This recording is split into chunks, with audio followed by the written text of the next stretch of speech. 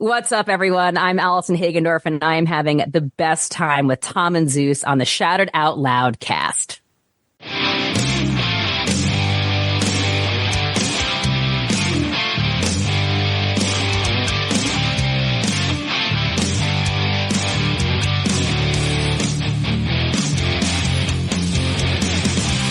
Shout it out loud, yeah. Shout it out loud, yeah. Shout it out loud, yeah.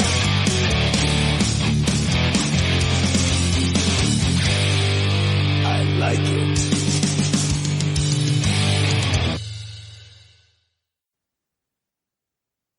The year is 1990. The band, Mother Love Bone. And the album is Apple. Welcome to episode 58 of the Album Review Crew, where we review this influential and sadly the only official release from this band. We'll be joined shortly by the host of the Slamfest Podcast, Brad Rusthoven. But for now, it's me and Zeus. What's up, brother? Yeah, we are unfortunately have to go by feedback from our previous episode like we normally do. And boy, did we get a lot of it on this fucking album. We got a lot of hate, as if it's our fault that this album is what it is. Oh, sorry, I don't like fucking Wasp debut. My favorite piece of feedback was, I just couldn't get through this episode. You guys hated this album. I'm like, clearly you didn't listen to the episode because not everybody hated it.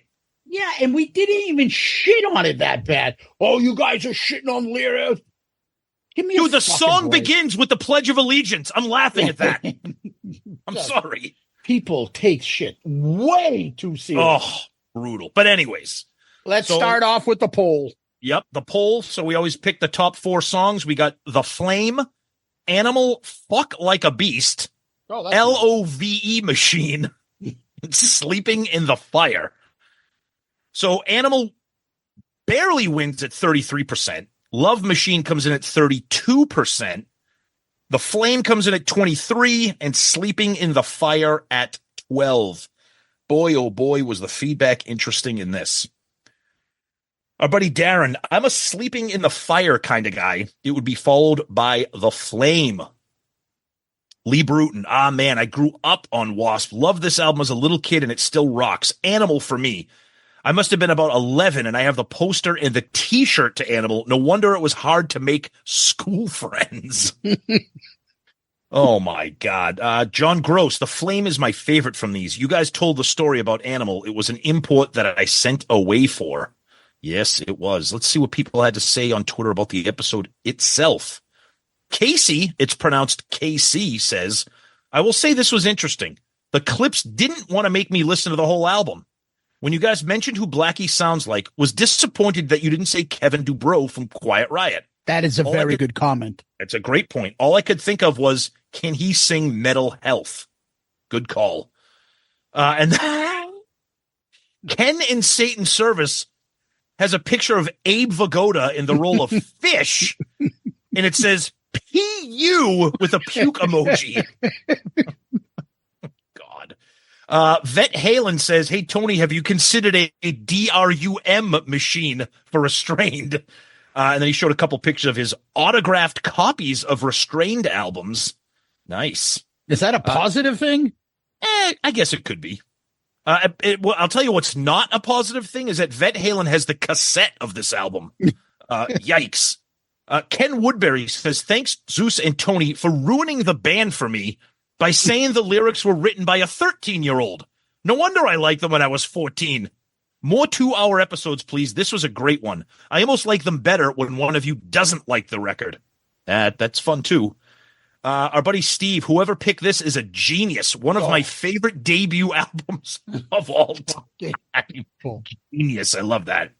Dave Arsenal. I remember pulling this from the huge wall of cassettes at Strawberries in Dedham. Ooh. I later found the Animal EP at the Cambridge Strawberries. I think this is their best album. That was in Harvard Square, and right next to it was Newbury Comics just came in. Yep. Jason, don't call me Louis Rocco. This is, Zeus, you're going to love this comment. This is arguably the greatest debut record of all time. Oh my God. Deer with anime eyes. I think he was trying to say seminal album. Instead, he wrote Seminole, like the Florida State Seminoles.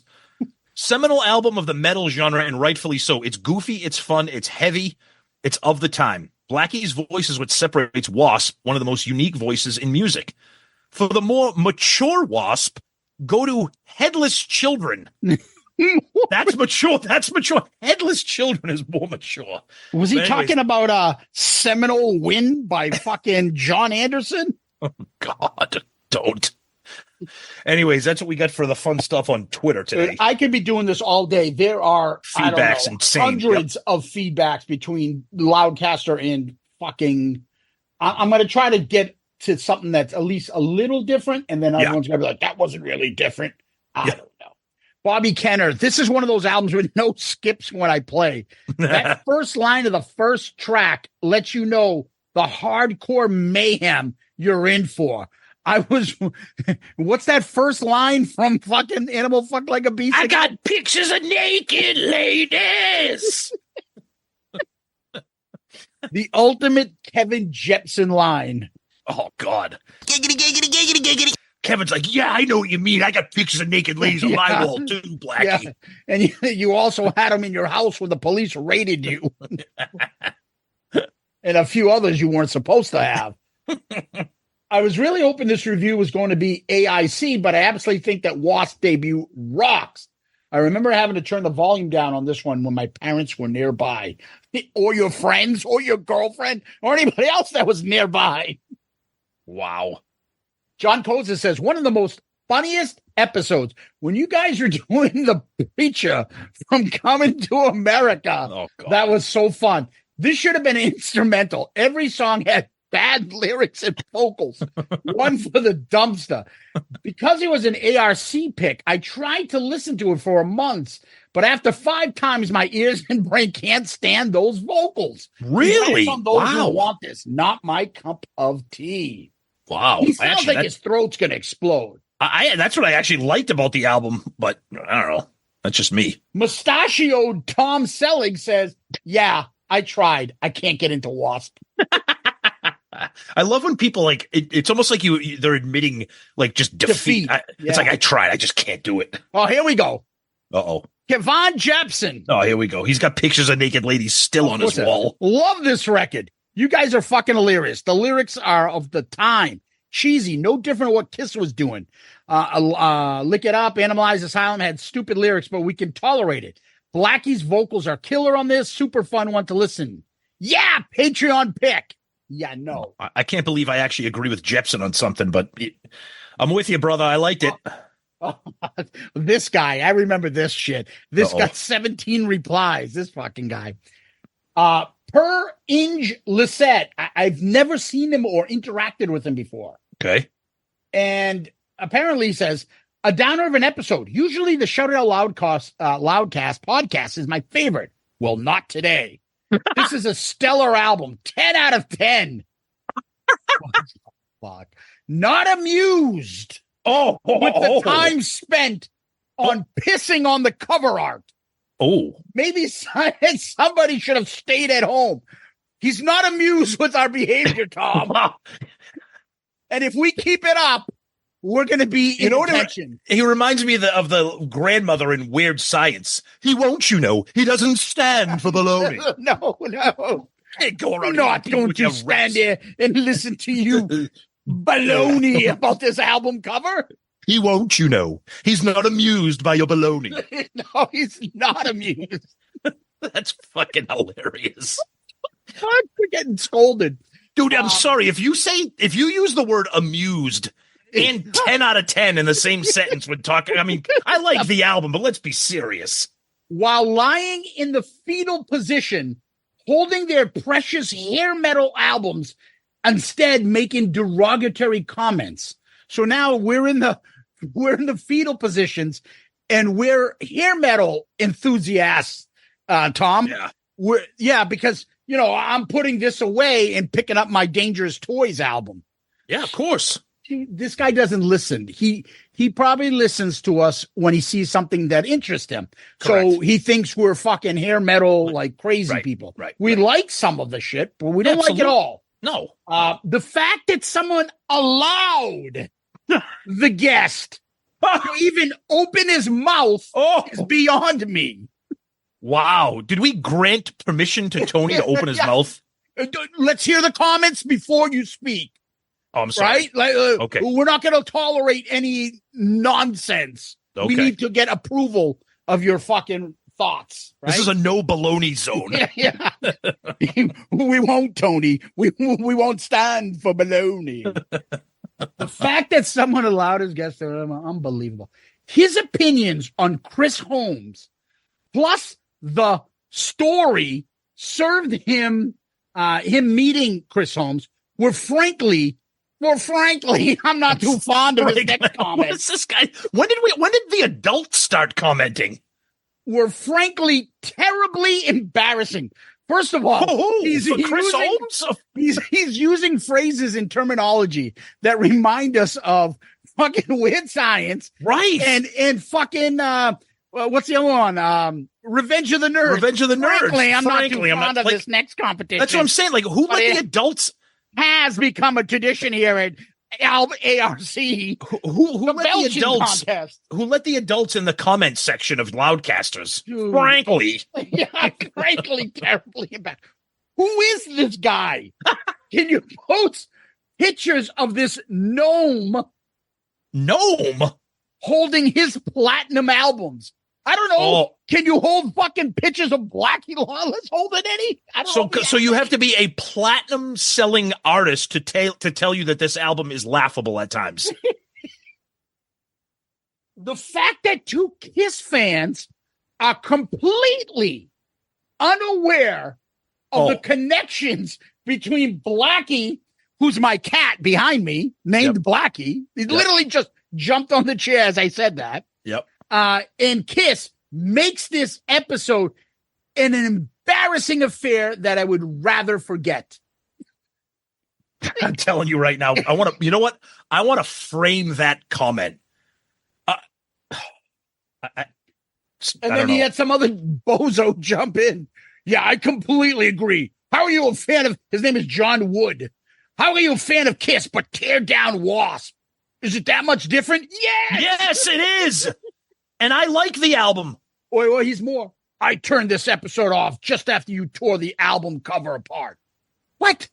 Dude, have you seen the album cover? It looks like an 8th grade art project. Dude, we tear album covers apart constantly. What are you talking about? It is really shocking that so sensitive. But let's be serious here. This may be one of the most sensitive.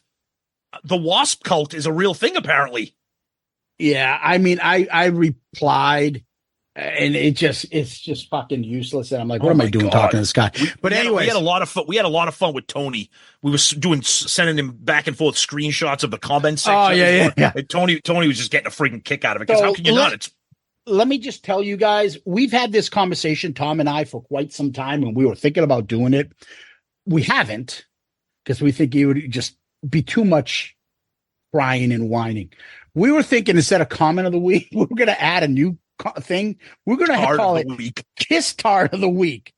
And then we were going to do it for ARC and we'll call it fucking Wasp Tart of the Week. That would be in the fucking Hall of Fame. Can you imagine comments? Can you imagine working up that amount of emotion over Wasp? That I don't like the album that you like. Right. And again, if you see why I ranked it, it's not even the worst album we've done. I don't even think it's that bad. It's just immature and stupid. But okay, some songs are okay. I mean, I'm sorry. Relax. I don't like it. God, it's bizarre. It's really bizarre. Oh, you like fucking REM? Yes. They've sold over 100 million albums. Yes. Oh, but has Michael Stipe ever done the national anthem before a song, though? No, he hasn't, so he's not that good. No, it's only sold over 10 million copies. Oh, my God. I'm dealing with this shit. John Hudson writes, such a fun episode. I saw Wasp live in 97 when the grizzled husk of Chris Holmes rejoined the band. They opened with On Your Knees, and as soon as the chorus hit, It was painful obvious that the backing up vocals were tracks. As you guys said, they sound exactly like the record, with Blackie Lawler's choir singing along on the choruses. Nice. Chris Hall, Uh-oh. who is a fucking Patreon member for God knows how long. Yep. First episode I had to abandon. The constant bashing of every goddamn thing got old by track 2. Yeah, but see, you know what? I feel bad for that, Chris, because that wasn't the episode. That wasn't the it's episode. safe to say they won't be a Raise Your Glasses 2.0 Wasp. I mean, the first 2 songs on the album are like Animal Fuck Like a Beast and what? Love Machine. Those are good, laughable songs. I mean, speaking of which, finish the book. Awesome. Salute, boys. He's a thank good you. guy. Thank you. But don't ever give up on an episode. I'm telling you, don't. Give up on an album. But Graham Richley, great review on an album. I love When I Was 15. In School Days was relatable. I still enjoy this album. In many ways, I wish the review was the Headless Children album, where the writing is so much grown up and the music's a step up. Blackie's voice is so good, he can get away with half-ass lyrics, whereas the Headless Children, the lyrics get far more serious, not to mention insanely good ballad, Forever Free. Cheers, ARC. Well, there's only one thing left to do. You got to join Patreon and vote that in, because we only can do what they vote for, and they voted for this one by a lot. Yep. I don't want to be here all day, so I'm going to go over to Loudcasters and see if it's any better there. Joey, I Have No Biceps Romanik. Oh, God. This album cover looks like they found some leftover set pieces from Land of the Lost, The Goonies, and Temple of Doom. Great call. And those eyes are so far apart that it looks like Mongoloid Man should be the title of the album. Mongoloid! That's cool. John Gross says, this album is exactly what you guys are saying. The 14-year-old me that saw them open for Kiss fell in love with them. They were dangerous and knew parents were going to hate it. The fact that Animal is one of the Filthy 15, this record is a product of the time. Wasp is not hair metal. They're a metal band like Twisted Sister. As they kept doing records, his lyrics improved. The band isn't for everyone. This is a good debut. The live show sold this record for people. Okay. Michael Murphy says, 2 terrorists are locked inside 2 separate rooms. In one room, this album plays on repeat. In the other room, Bad English plays on repeat. Which terrorist confesses or kills himself first? Don't put this in the same category as Bad English. I like the Wasp album. I actually like it a lot. Yeah, no, I would probably kill myself from Wasp before Bad English. Oh, Jesus. At least Bad English had fucking top 10 hits. Really? Fanis Akratides, the Greek Thunder from Down Under. Solid debut album, standout tracks, Sleeping in the Fire and Love Machine. Yes, Blackie has a distinctive vocal style, which gives Wasp their signature sound. Highly recommend Miss You from their last album, Golgotha. Absolutely brilliant. Yeah, I don't see. A lot of people say that the later Wasp albums after this one are very good, but I don't know. We'll see. All right, find out. Let me know, brother. I will. God bless you, babe. Say a prayer. Over on YouTube, Cody Brunette writes, yikes. I love that. Yikes. Oh, God. Some guy named Unleasher Raider 85. Wasp blows Kiss away musically. They're way heavier and way less homosexual slur than Kiss. Wasp was alpha. Kiss was beta. Wow. Okay. All right. See you in Madison Square Garden, brother. Yeah. When they do, let me know when Wasp right now is touring and they're playing at clubs the size of my backyard. So, well, how can you not like them when they're the exact same category, Tom? What's wrong with you? Yeah, no, that's true. No, that's true. Wasp did do 2 back-to-back sellout shows at Madison Square Garden. You are right. Yeah.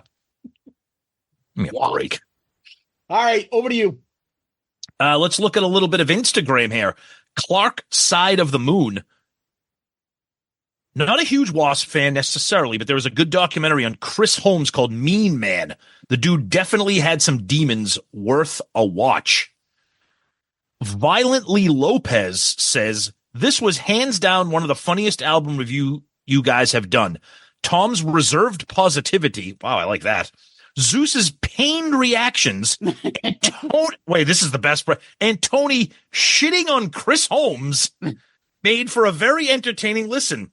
Wasp has always been a lower tier band for me, but hearing you guys rip on Blackie's inane lyrics was great. Every song on this album sounds like a song a group of street toughs would be listening to on their radio before getting their asses kicked by the main character in a shitty 80s action movie. This album blows, and I never understood the love for it. Thank you for reinforcing this view. Oh, God. Linkos087, thanks for the review, guys. Really enjoyed the episode. An interesting and fun review of a solid album that was mid-tier in my rotation back in the day. I never really thought about the lyrics on the album similar to the guitar solos. They were just there amongst catchy, heavy-ish tracks. You are tougher on Blackie's lyrics than on our favorites Kiss. Perhaps as there was not a huge nostalgia collection of this band and this album, so listening with 2024 ears. It took me back to the 80s, has me jumping back into the Wasp catalog, so I was happy with the Patreon nomination. Love Machine and I Want to Be Somebody are great, catchy songs. Immature lyrics or not, these were never fast forwards on the cassette. Then Memfo gives us a puke emoji. Okay. Take that. Let's look at a couple emails here. Brian Castle, debut album is awesome. School Days was our senior year high school song. I completely disagree with you guys. I own all of their albums. Wasp is a great band. Blackie Lawless is a great singer and songwriter. Okay, Brian. That's good for you. Mike Grimes, our buddy from Grimies down in Nashville. Yeah, we love Mike. I lost 2 hours of sleep because of you fuckers and laughed my ass off. Biggest takeaway? Blackie Lawless and Kevin Dubrow are complete vocal doppelgangers, and the perfect palate cleanser for this piece of shit is a full listen to the hard rock classic Fire Down Under by Riot. Trust me, cheers. I've heard a lot of people sing the praises of that album. No. Brad S. says, I heard this album the day it was released, and I hated it, but I've been a fan ever since. I wouldn't want to hang out with Blackie, but love this album, admittedly, because some of it is so stupid, it makes me laugh. Our buddy Wes Beach, another good Patreon pick on this album, was a favorite of mine that I got when it was first released, having read about the band in music magazines.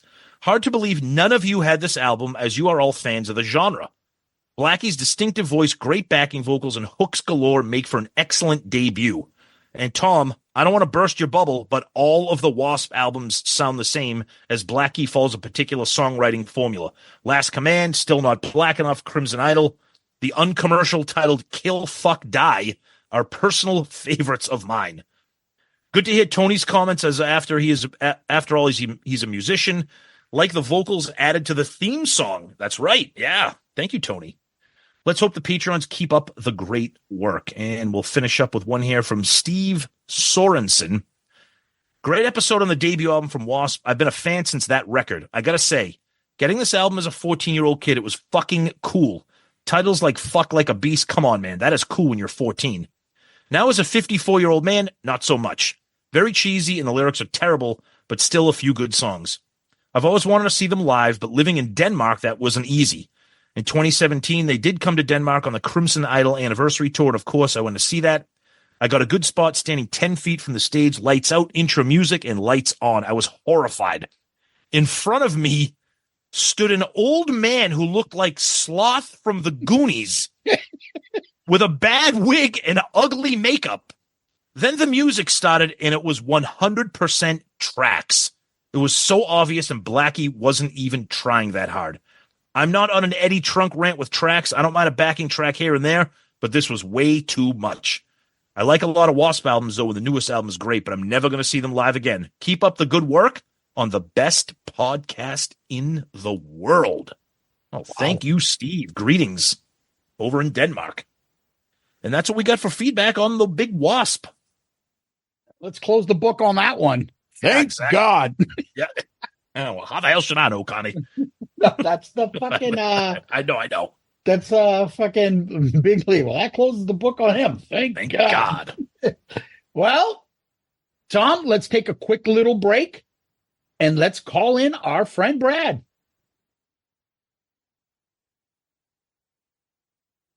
All right, so bringing into the show for the first time on ARC, Backpack Brad, Bad Ranking Brad, He's got a bunch of nicknames, but we love him because his podcast is great, and he's the host of the Slamfest Podcast. Let's welcome our buddy Brad Rusthoven to the show, buddy. What's happening, Brad?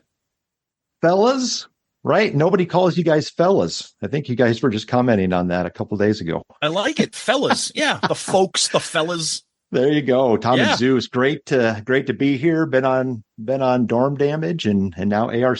Love That's it. right. It's Yeah, awesome. that's Good stuff. the Irish wrestler Sheamus. Hey, fellas. Hey, fellas. Fella. But anyway, we're glad to have you here, and I'm sure you're glad that you skipped the last one. And we brought you for this one. So, Brad, we already did feedback. So, but you did say that you had a quick little tidbit that you wanted to mention about our previous episode of Wasp. I do. And so my neighbor got this debut album on cassette, like right after it came out. Okay. I got it the following Christmas as a stocking stuffer. Nothing says happy holidays like Animal like a fucking- beast. Yeah. Well, at least it wasn't the one with that, wasn't the version with that on Okay. there. But for some reason, I remember, I think my mom heard or read that it was We Are Sexual Perverts or something, that's what it stood for. So it's like, oh my God. But no, so the funny story was my neighbor, we came home from school. We were in 6th grade at the time, and we played the beginning of School Days for his grandmother, who was babysitting or something, and saying, hey, this was our class. We recorded us doing the Pledge of Allegiance. And he turned it way up, and then it kicked it. He kicked into the song, and his grandma absolutely lost her mind. It was hilarious. It was hilarious. I like the album. I don't care. Did your parents go, oh, Brad? No, What? You said you were listening to Beethoven. You got the water running all day. The torture never stops. This sounds I wa- filthy. You said you. I wasn't tossing off. Yeah. He's our 16-year-old boy, Brad. Listen, honey, I don't know who the hell you're talking about. You're out of shape. I'll kick your ass. There you go. But man. yeah, one other thing. So Tony mentioned, he talked about on that episode too, what going back, he's like, I was watching live footage from way back in the day, and he's like, I think he was using backing tracks back then. My comment to that is, I think he's using backing tracks in the studio because nobody can sound like that. That's a good call. Nobody can sound like that, man. Come on. Well, I could tell you right now, I think the vocalist we're talking about this month, he's not using backing tracks. He's not using Absolutely anything not. these days, Tom. That's a good point, Zeus. Thank you. Yes. All right, Tom, it's your pick. So go ahead. Start us off. Yeah, so we're doing Mother Love Bone Apple. And this is an interesting one because this is technically their only studio album. They had an EP, they had some compilations, and sadly, Andrew Wood, we'll talk about him, he passed away, before this was even officially released. And this album is like huge for me for a couple of reasons. I learned about this band at Stonehill, courtesy of the single soundtrack, which we've already reviewed on ARC. Murph and I were huge fans of the compilation album that's kind of like self-titled. And there was a couple songs on that we just absolutely worshipped. And, as it goes on down the road, I ended up getting into Apple, and I love grunge. You guys love grunge. I love hair metal. You guys love hair metal. And just something about this album that I think, and we'll talk about it obviously as we continue with the tracks and stuff. It's such a unique grunge album because it's like grunge and hair metal like had a baby. And I can't wait to talk about the songs, but I love this album because it's kind of like the genesis of Pearl Jam. We'll talk about that with Stone and Jeff. And it's just like it's kind of like an album that's definitely a deep cut. I'm curious to see what our listeners think of this, if they even know who this band is or what this album is. But it's always been really important to me. And for some reason, recently, I've been really, really listening to a lot of Seattle stuff, and especially this album. And I just thought it would be kind of fun to explore it on ARC. So I'm excited to talk about it. Brad, what about you, buddy? Yeah. So when I was on the Dorm Damage episode with you guys, the Alice in Chains draft, we obviously talked about we're the same age. We went to college at the same time, right? Mhm. Heyday of grunge. And it was something special with the musical landscape changing.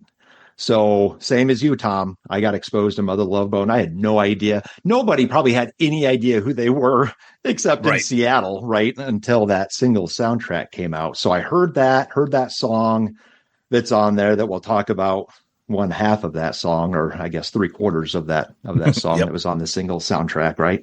And I went to a local record store. I went to Drake in Des Moines, went to a local record store and found what you were talking about, that compilation album, self-titled. And it's basically got all of Apple on it. Then like 4 or 5 songs as well. But I thought this was their album. I did too. This was pre, internet, and I had no idea about Apple, quote unquote Apple album, or even the EP, the Shine EP, right? Didn't know anything about that stuff until much later. But yeah, I'm with you. I mean, this is a bridge kind of between the 80s hard rock that we all love, and that, you guys and people our age, some of us at least, love the grunge stuff. And it's a bridge kind of between those two worlds. Yeah, totally agreed. All right. So I got into these guys a little bit in college. You can't escape it. Obviously, you've heard us talk about this stuff.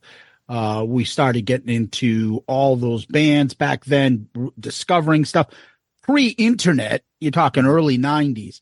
So a lot of it is going to the radio, to the record stores, and then you have a friend that's got this. Oh, do you know this guy was in this band, and then this band started from here? So obviously, I really enjoyed off the top Chloe and Crown of Thorns. But the other songs I wasn't familiar with. I've heard them over time. And in addition to that, here and there, things would pop up. But I didn't get into them until recently, until I bought the album because Tom picked this. So this is fairly new to me, although the music is very familiar. Mm-hmm. So it was interesting to get into this and finally learn about Apple. So. That's what. And I think it's another thing that I like about it too is that it's, like I said, it's kind of like an unknown album. It's kind of like a little bit of a deeper cut, which Zeus and I like to do when we're making our personal picks. Maybe pick something that nobody else. I know Zeus wouldn't pick this. I know Patreon wouldn't pick this. So just something a little unique, but it still taps into the stuff that we like, the grunge, the hard rock, and it's an album that none of these songs. I mean, I have satellite radio, Brad. I'm not sure if you do, but we listen to satellite or streaming or whatever. Like, you never hear anything from Mother Love Bone. And if you do, it's Chloe Dancer from the single soundtrack. You might hear one other song very, very occasionally on the Grunge channel. But this is otherwise a band that's like really forgotten, which I think is kind of a shame, especially in the era of the internet and streaming, that, you don't see anything or you don't hear anything about them. And it's too bad because it is, the roots of Pearl Jam. And it's kind of like the birth of grunge, and one of the most dynamic frontmen that, we'll talk about a little bit too with Andrew Wood. So I just think it's kind of an interesting conversation. Something a little bit, again, taps into the familiarity, but still is kind of new. Let's get into the album itself, and then we'll give a couple facts about it as well. So let's go to the cover first. Yeah. So the cover, Zeus, this is the second album we've reviewed that has an apple on the cover. Mm-hmm. We did White Snake, and this is, I don't know, it's kind of cool. I mean, it's got a picture of an apple, but the thing I like about it is that it's an apple covered in graffiti style. Remember, like the old posters that the bands would nail up onto the telephone poles or the billboards. Like, it's like patched all with that, the band and some imagery and stuff. And then it almost looks like it's like a torn piece of paper, and then it's got the band written, in kind of vertically down the side, and then the back, just has the back of the apple with Mother Love Bone and then the track listing. So I mean, it's the name of the album is Apple. It's got an apple, but I think they made it a little bit creative instead of just having an apple. So it's cool. It's eye catching.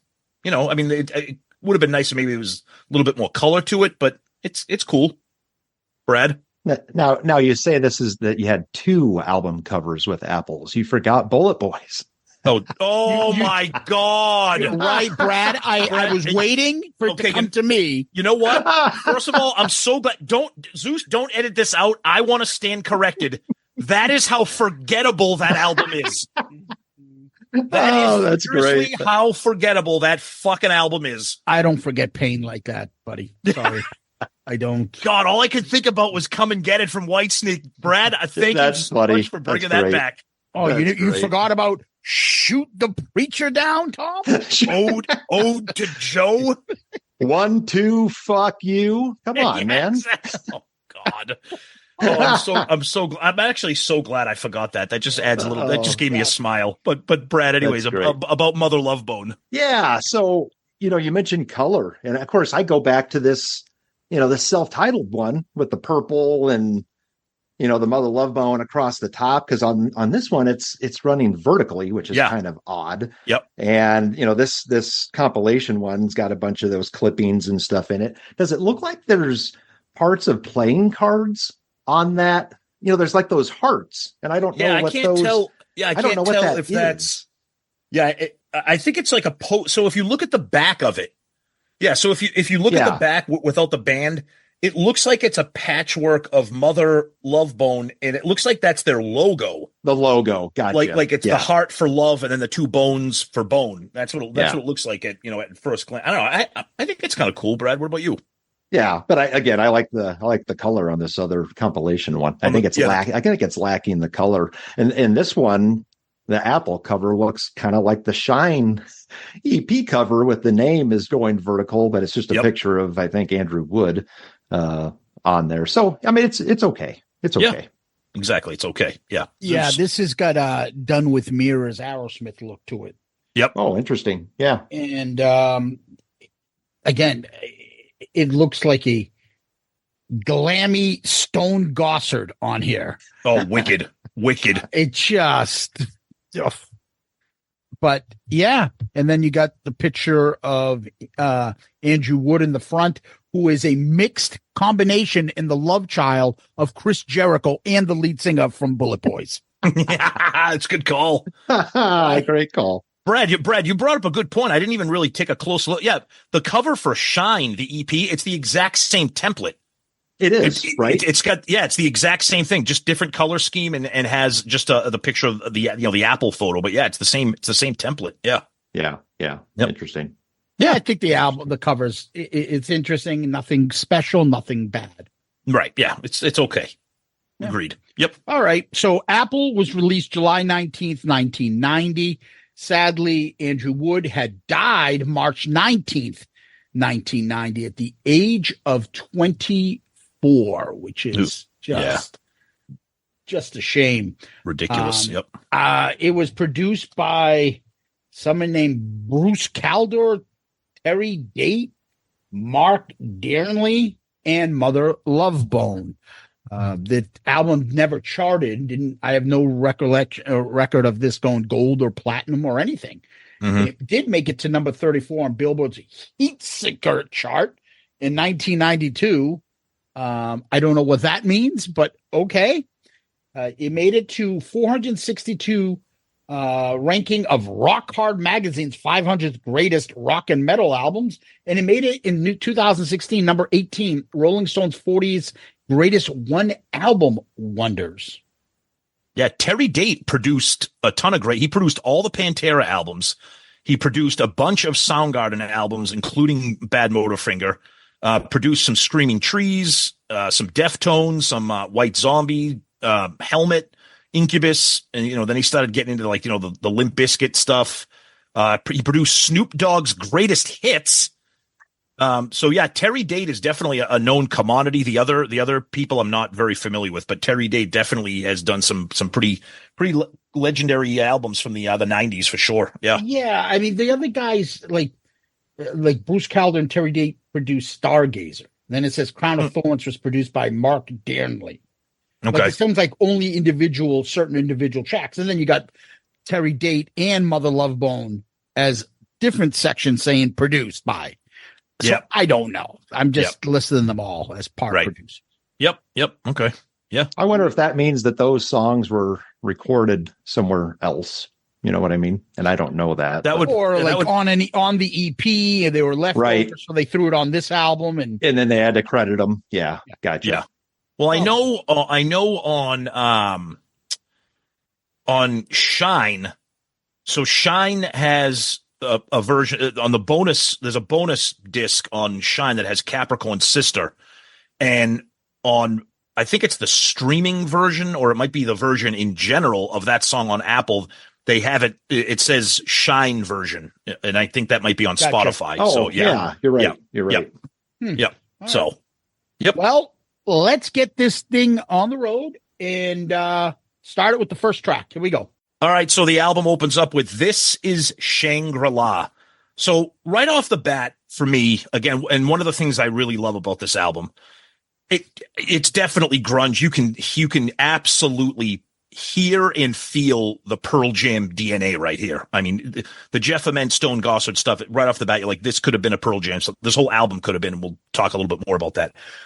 But Andrew Wood is such a force because think of all the grunge bands that we love, okay? And they all have amazing frontmen that we all love in different ways. You know, Eddie Vedder, Lane Staley, Chris Cornell, Scott Weiland, Mark Lanigan from the Trees, all, you know, Kurt Cobain, everybody. Oh yeah, that guy. But they're all like, quote unquote, like very serious. Like they Andrew Wood is singing these songs like he is like a rock star. Like it reminds me of like if Guns N' Roses if Axl fronted like a grunge album. There's a lot of like you can hear the energy. It's just a different vibe, and I think that adds a little bit to the groove of these songs.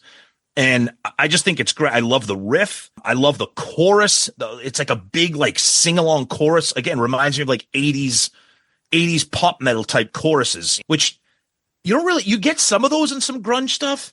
But I feel like this right off the bat, you're listening to something unique, and I just think it's a killer opener. And I kind of love how it kind of fades in, which is unique because Mother Love Bone has a lot of fade ins, which you don't hear a lot. But I think it's a killer way to open the album for me.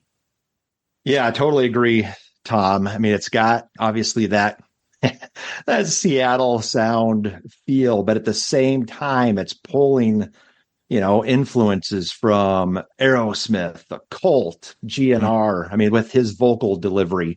And I mean, I made a note here. He loves to say child, honey, and woman kind of throughout this whole thing. And just who else does and who else does that? Right. Robert Plant. Yeah, those exactly. are like his three favorite words. Exactly. So, but just, his vocal is so great. The verses, I love it's that wah wah kind of guitar call and response, the wow, wow, wow, So wow good. part. Yep. It's just so cool. And just a great song. I mean, this is Shangri-La, get me to the stage. I mean, he's talking about performing, right? He's talking about getting on stage and he's a rock star, and we'll keep talking about that through the whole album, but great opener. Agreed. So before, I should have mentioned this in the earlier notes, kind of in the beginning, but people talk about, so Mother Love Bone became Pearl Jam. That's not accurate. No. Two people from Mother Love Bone. That's right. Which you could say, you can go back to Green River and say those two people. That's right. Because they're in those bands too. So basically you've got Jeff Ament, the bassist, and then Stone Gossard, the rhythm and lead guitarist. Mm-hmm. Andrew Wood is different, but there's a lead and rhythm guitarist named Bruce Fairweather and a drummer named Greg Gilmore. None of them got into Pearl Jam or anything like that. Right. I just want to make a point of that. So all the lyrics are written by Andrew Wood, so I'm not going to repeat myself. So lyrics by Andrew Wood, the music and the composition written by different people, but I never get into that anyways. So this is Shangri-La. I just put as a nice bass line by Jeff, and he's got a very Axl impression voice going, which, I mentioned way back when we did singles. It's all over this album. He'll pull out that Axl voice, especially when he sings the title in the chorus. So there says Shangri-La. He does that fucking Axl thing. I I don't know. I don't think it's Stone, but I love that fucking guitar tone on this. Yeah, that's awesome. There are certain songs that it sticks out, and it's got that almost like that even flow guitar solo tone that is just like, oh my God, I fucking love it. I don't know who's doing it. It's the guitar tone from 10. It's the guitar tone from 10. That's exactly what it sounds like. So it's got to be him. It's got to be Gossard. It's got to be doing that. Yep. But I don't think he's, when you look at the lyrics and the album notes and stuff, they list him as more of a rhythm guitarist, which he is in Pearl Jam too. Right. I don't know. But regardless, the guitar on this is fantastic. Mm-hmm. I just don't like the title Shangri-La. I can't stand it. And it fucking takes away from the song for me because that's how petty I am. This is Shangri-La. Do you like the Stone Temple Pilots album, Shangri-La-Dee-Da? No, I do not. I do not like that. And that's part of the thing. That's part of the reason. Yeah. It's supposed Shangri-La is like fucking utopia. Paradise. Whatever. Yeah, exactly. whatever. Yeah. But anyways, good song, good way to start. And let's go to track 2. Star Dog Champion.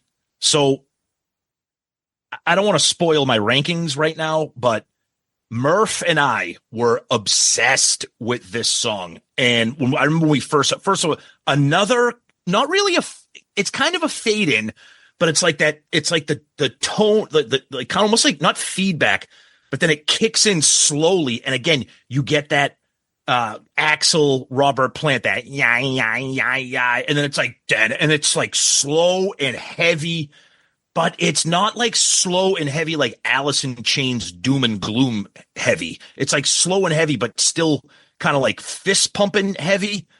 I absolutely fucking love the chorus. So I'm a Star Dog Champion. I don't know what that means, but it's like fucking awesome term. I love it. Isn't it the album? I mean, excuse me, the people that produced this, the record label. Well, I think it's a variation of. It's a variation. Mercury Records, like Star Dog. Yeah, so I'm the fucking record champ. Like I'm the record champ. Yeah, this record company. I'm the fucking star of this. I'm the record champion. Yeah, exactly. Yeah, but I love at the end how when he's like all the kids sing, and then you get the kids doing like that la na na na na. It's just. And then the very, very, very end, you hear the little kid going, bah, bah, bah. Like the little kid, like still, like it's like they forgot to like turn the record off or whatever. But I just think this song absolutely crushes. Absolutely one of my all-time favorite songs, not just from Mother Love Bone, but from the entire Seattle sound. I just think this song just absolutely crushes.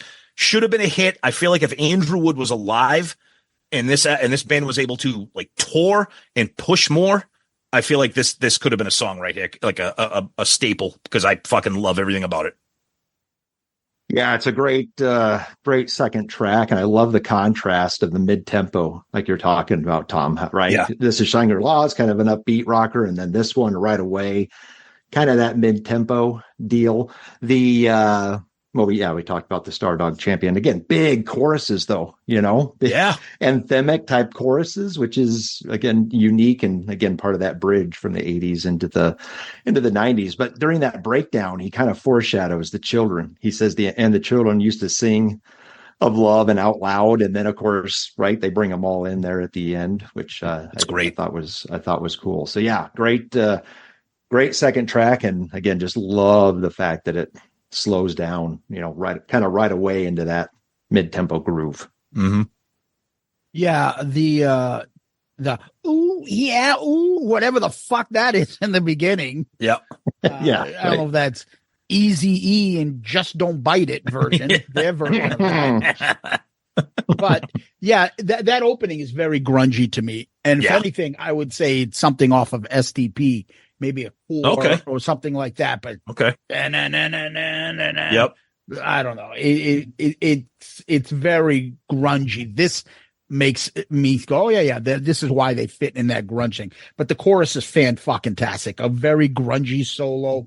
The outro where the kids are singing na na na na na na. Oh, it's just. I think it's foreshadowing, and there's a few songs like that this is their thing that they're going to be doing on songs like Black that will be coming up on Pearl Jam, where the chorus and that thing is echoing in the background while the guy is singing or the guitar is going. I liked it a lot. It's been one of the songs that I look forward to coming on rotation. Let's go to track 3. Holy Roller. Again, so they flipped the tempo back to something kind of real stomping, grungy. I say it again, and I know we're going to say this a lot.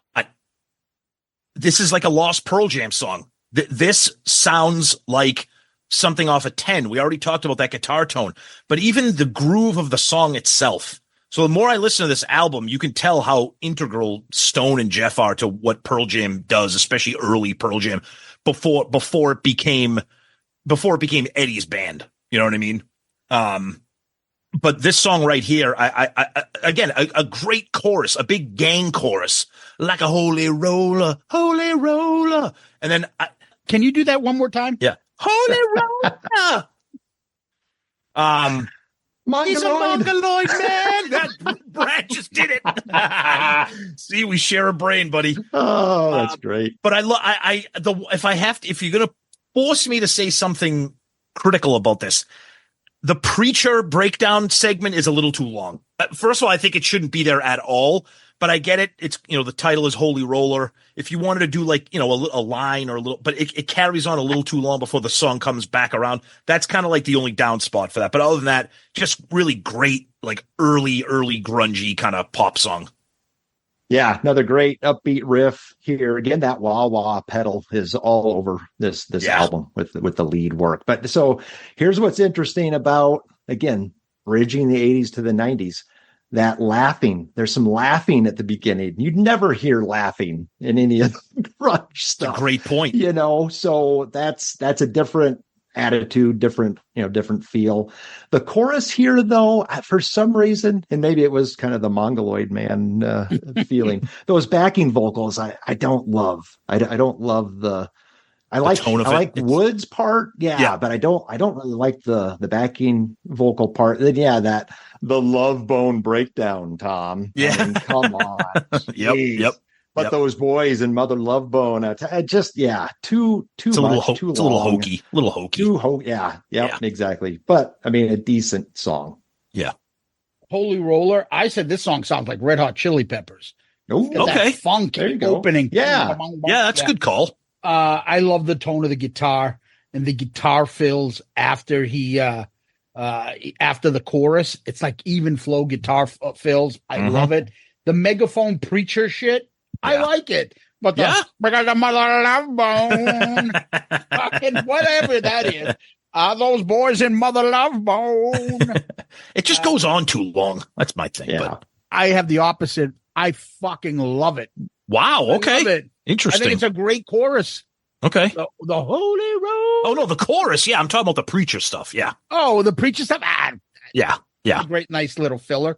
But Holy Rollers, I think, definitely a standout track. I love it. Okay. Cool. Nice. Let's go. Bone China. Track 4, Bone China. Here we go again. 4th song, and they're doing something completely different.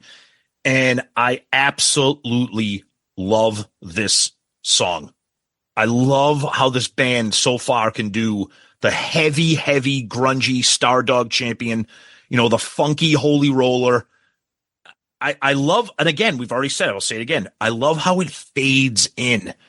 And it's such a somber, moody song. And that little guitar, that little, almost like it's not an acoustic guitar, but just that really soft riff that he's playing, and then the whole band comes in for the chorus. Bone China, my friend, and it's like, we've talked about it before. Some of the stuff he does vocally, like you're not going to hear these other grunge guys do this. It's almost like he's really enjoying himself. He's not like it's a shame because he died of drugs like everybody else did from this era.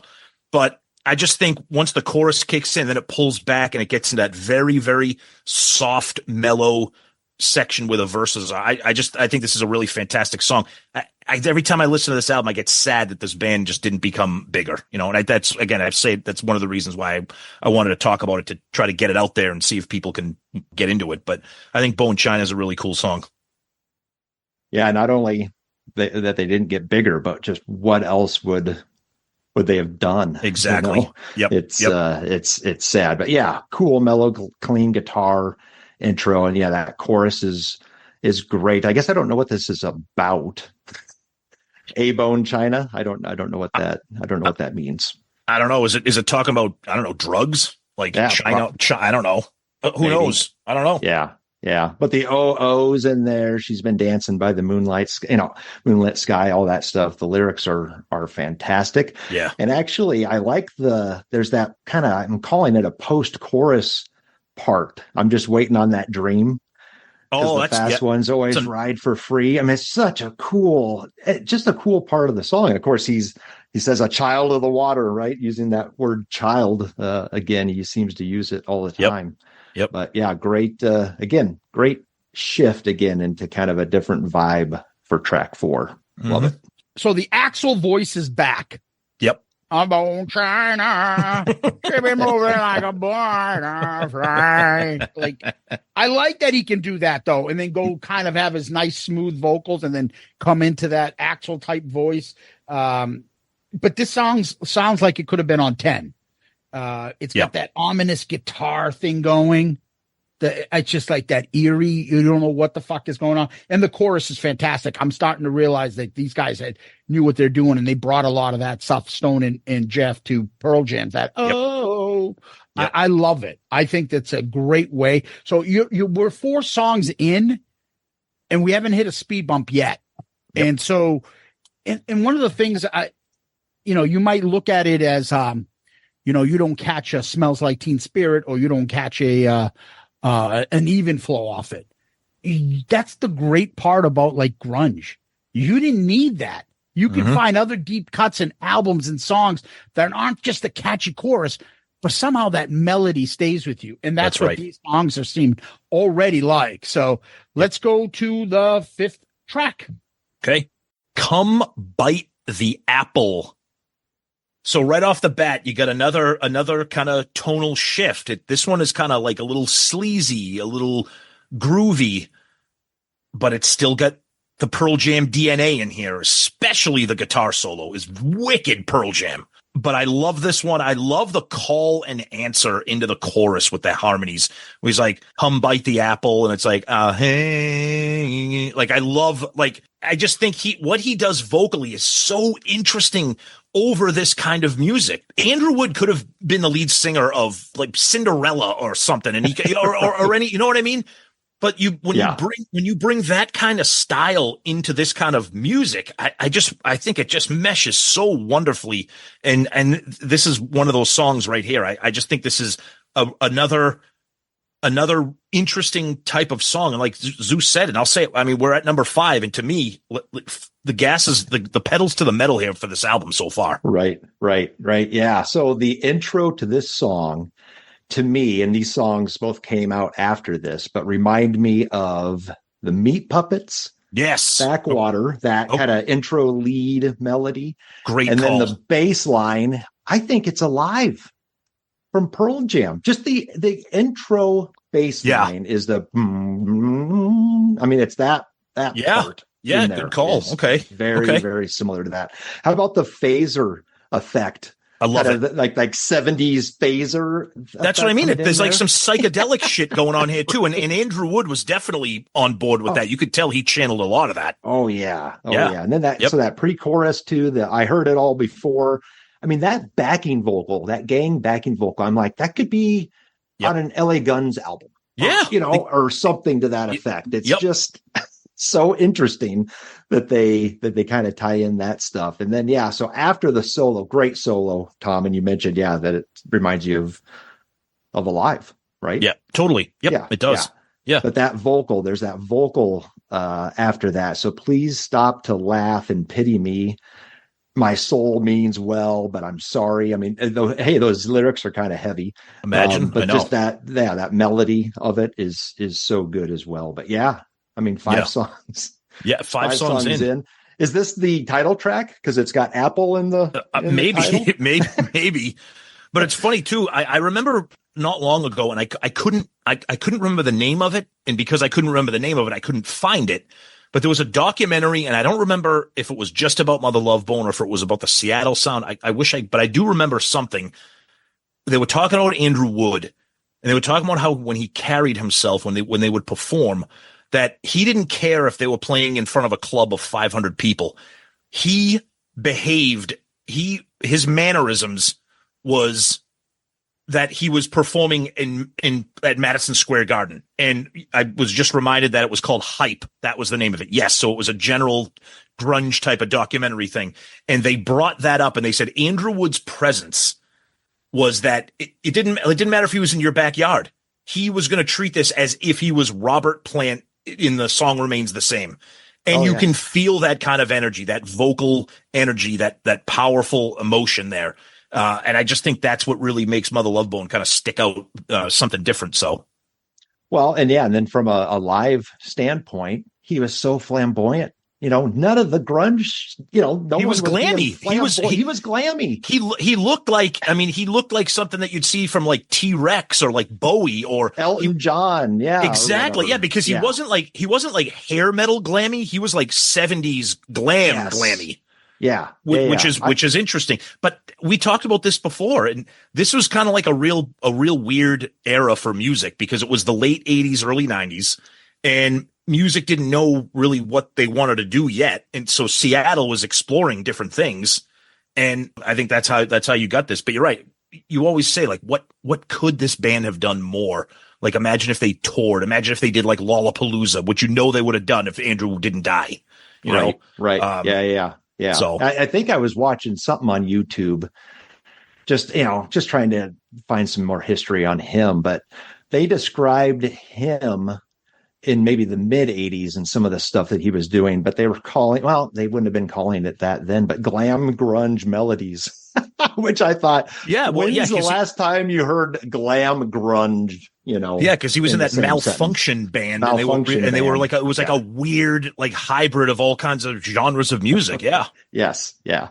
All right. So Come Bite the Apple. So the one thing you guys are missing is every one of those grunge guys always had a guitar in the frontman. So they always had a guitar and they're always kind of playing like that. Most of the time. Cornell sometimes not. But there's one guy that matched him and kind of filled that void, and that is the grunge lead singer without a guitar that was 70s kind of glam in there, and that's Scott Weiland. Yep. That's who they remind me of. Like Scott Weiland is a rock star up there, and he's a good looking guy, and he could do he did dance moves, and he was fucking into like alternative looks and fucking glam shit, 70s Bowie shit. And those guys could kind of match up a little bit. And I think he maybe took the mantle from Andrew Wood a little bit on that, because the other guys usually had a guitar in front of them, and just a different image, a different look. But Come Bite the Apple, Brad, you're absolutely right. I love Backwater, and that's what it sounds like when it starts. Right? Great song. Yep. Oh, and I love that song. But it's got such a 90s opening with that guitar. The pre-chorus is so catchy. I've heard that all before. Love it. Oh my God. I love that shit. Yep. Cool solo again. And I love that fucking tone. Love the outro on this by Andrew Wood and the guitar on this. It's just such a fun fucking tune. And you're right about like that could sound like LA Guns shouting back the lyrics to him, the call and answer. Yeah, I could totally see that. I'm thinking of the song specifically from LA Guns that you're talking about. Kiss My Love Goodbye. It could be Kiss My Love Goodbye. Like, because that's kind of what it sounds like to me. It reminds me of. Yep. I could hear that. Yeah, absolutely. But this song ended on such a fucking high note. Mm-hmm. That when, again, I always have difficulty, and I actually mentioned this to Tom, I have difficulty getting into an album, especially if it's 13 fucking songs. I'm not a kid anymore. I don't have a Walkman to listen to all day. I don't sit in my room, play PlayStation, and have the music playing. Why not? I only have in my car ride, and my car ride commute isn't long. Right. So lots of times I'm like, songs are blending. What's what? There's a couple good lines here, but is that from this song? I have no idea. And when the car's on, I would have like Waze on. So I don't know what the fucking song title is. I'm like, what's that song that I like to get? Oh, fuck. I don't even know. But eventually, listening back, songs start to stick out. Totally. This was a fucking forgettable track in the beginning. Yep. By the end, I knew exactly what song this was and hoping that it came up on my shuffle. So I really like that song. Nice. Let's go to the next track. Stargazer. So again, the band's kind of changing their tone here. This is very folksy, bluesy, kind of channeling a little bit of Black Crowes, maybe some GNR Lies type stuff, a little bit of kind of Patience type stuff. It's a good song. I say this a lot about bands that we talk about, whether it's Kiss or, any band on ARC. It's not a bad song. It's just not the song I want to hear from Mother Love Bone. It's good. He sounds good. The band sounds good. I like when the full band kind of joins in during the chorus. But it's a little too folksy, I guess, for me. It's not bad, but I mean, we've been on a steamroller since the beginning of the album, so I can see they kind of pull back on here, but it's not bad. It's just not a go-to track for me on the album. So yeah, acoustic based, obviously, but in Woods, the do-do-dos.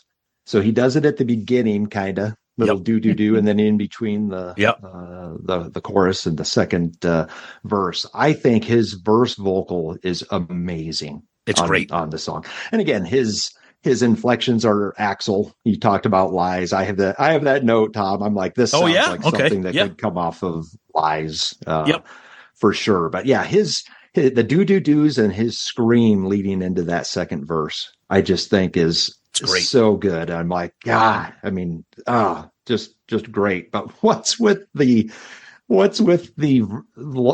lyric, she'll fix me up with a guy? In verse 2, I'm like, what are we talking about? I don't know. He talks about Zaina and Julianne, which I guess Zaina was actually his fiance. I read that. So Zaina de la Fuente apparently was his fiance. So that's got to be that. I don't know who Julianne is, but I love this song. I loved it the first time I heard it back in the day. I got this on CD. This was one of the couple songs that I dubbed to cassette so I could listen to it in the car. Yep. So I went back and actually I still have that cassette and was trying to remember. Yeah. Which ones did I burn to a cassette? So love this track. Cool. All right. Stargazer. I'm like, oh, when did I put the Tesla album on? Mm-hmm. There you go. Yeah. Okay. You remember Eddie from college? Oh yeah, of course. He'd be in his room. We'd always snap his fingers. So I always love to snap his fingers. And he was a big Pearl Jam guy, and he'd be like, "Ooh, blah," and be singing. Like I could totally picture him being like in his room. Do do do do do do do do. I feel you, Andrew. It's like he can pull this off, but I can totally picture like an untalented guy be like, "No, I'm going to be a professional singer," and he's like all into do do do do do. Yeah, like some like bar band vocalist. And you're like, dude, come shut the fuck up. Yeah, right. Yep. But again, so I'm going to give a spoiler on this. This song isn't bad. I'm not looking forward to when this comes up. Thankfully, the song picks up at the end, which I like. But if this is the worst we're going to get on this album, that's fucking pretty good. Exactly. It's not a skippable song. Nope. And I can see how some people really like it. And others, perhaps like me and Tom, are like, okay, it's not bad. But I can see if someone's like, yeah, no, the way he sings and the lyrics get to me. Hence Brad. So interesting. It just, I think we'll all have different opinions on it. That's all. Yep. All right. Next track. Heartshine. So what I have right here is, first of all, another great fade in. I love the fade ins. It's so rare, and they do it a ton on this album. But I have right here, I said, this is just pure grunge. This is even flow right here when it kicks in, when it's like, I'm like, that is Pearl Jam right there. Funky, groovy bass line. And I love Andrew is really channeling his Robert Plant, Steven Tyler, like he'll sing the verse line and then he'll do like a little, ooh, yeah, ooh, a kick mama, ooh. Like I love that kind of stuff. And again, imagine Lane Staley being like, them bones, ooh, ah, like, you know what I mean? Like, imagine, right. None of those guys are doing that. And I just think it's so cool. Great chorus. I like the chorus, but I like how this is kind of like the tempo of this song. It's kind of like a driving kind of groove to it, but it's still grunge. It's still melodic. And I really like how this follows Stargazer. Kind of gets you back into the good stuff here. Big fan of the song. Yeah. So the feedback intro, that drum fill, and kicks in. You said Even Flow. I was saying Animal, actually. Oh, okay. Geez, good call. Jam. That's right. But I think Even Flow is better. No. Now that you mentioned Animal, I can see that too. Yeah. But and Tom, the ahs and the ahs and all that stuff just kind of throughout the whole song. It's great. And lots of oh woes and great song. Great song overall. Love it. Heart Shine. I just put very PJ sounding until the chorus. I don't think the chorus is PJ sounding, but straightforward rocker, nice grungy guitar solo / middle portion. I like the outro too with the shit that they do. Like there's that. I don't know, either whether na or he's got a lot of different choruses and patterns going on in the background. Yep. But I think it's a really good song. So, yep. All right, next song, Captain High Top. Another just great grungy vibe here. Andrew really takes over in this. I mean, singing like the rock star that he has, doing that, all that vocal oohs and ahs again, some more, Robert Plant stuff there. The guitars are jamming. The guitars are like they're swirling. It's more of that Pearl Jam vibe. I absolutely love the chorus here. We've said it again. These verses, they go into these big, giant, hooky, melodic sing-along choruses, like anthem type choruses. Captain High Top, the Love Commander, on the Ego Star Forever After. I mean, first of all, one of the lyrics is, I'm the official seminator of the female population, babe. Like, that's not grunge shit. Like, what do you, that's, you know what I mean? But that's rock star fucking glam rock. Exactly. Shit. Hide your mom, control your sister. I mean, that's like fucking Paul Stanley, Gene Simmons shit. But this song, this has always been a standout for me on this album, Captain High Top, for sure. Oh yeah. So cool riff. But it almost, again, those lyrics, and I had those noted too, Tom, because it's almost like they're spoofing the 80s. Yeah, good but call. They're part of it. Right. They were part of it. So it's kind of like none of the other songs on the album have these types of lyrics. Yeah. I don't think. It's almost like a Take Me Down Below, right? Off of Monster. It looks like it's a goof. Yeah. We're just going to do a goof or whatever. So Take Me Down Below. That's on this. And we're gonna do the next song. Pearl Jam's doing it. We're gonna cover this song off the Monster album I Kiss. It's called Take Me Down Below. Let's go. Oh gosh. But yeah. I mean, you missed a couple lyrics here. He says that he's gonna, I said, take me, babe, in between your pretty thighs. And then he says, I slid the beast to Farah. I don't know who Farah is. I don't know who he's talking about there, but I don't either. I mean, these lyrics are just crazy from the standpoint of what the rest of this album kind of represents. But there's hand claps in there. I mean, it's all over the place. I mean, it starts with that weird "I am magnificent" line that he gives, and then he ends with, "Can I get a hallelujah?" It's just weird. This was just kind of a weird track overall for me. Yeah, Captain High Top. I thought it was very similar to Heart Shine. But you forgot the highlight. Captain High Top, the Love Commander. Yeah. The Love Commander. Settle the fuck down, dude. Yeah, why not? But very rock star, ego driven lyrics. I put, can you imagine Eddie Vedder singing this? Really good solo again with that fucking tone. And can he get a hallelujah, people, at the end? Love it. Right? Yep. And it's just such a, like, you could see him becoming like a crowd lead vocalist, Totally. like rock star, Yep. running a huge crowd and audience and stuff, right? Yep. He had Absolutely. that kind of vibe and obviously that charisma. So it's a shame. All right, next track, please. Man of Golden Words. So we slow it down a little bit here. Very, very kind of contemplative, kind of sad type of ballad.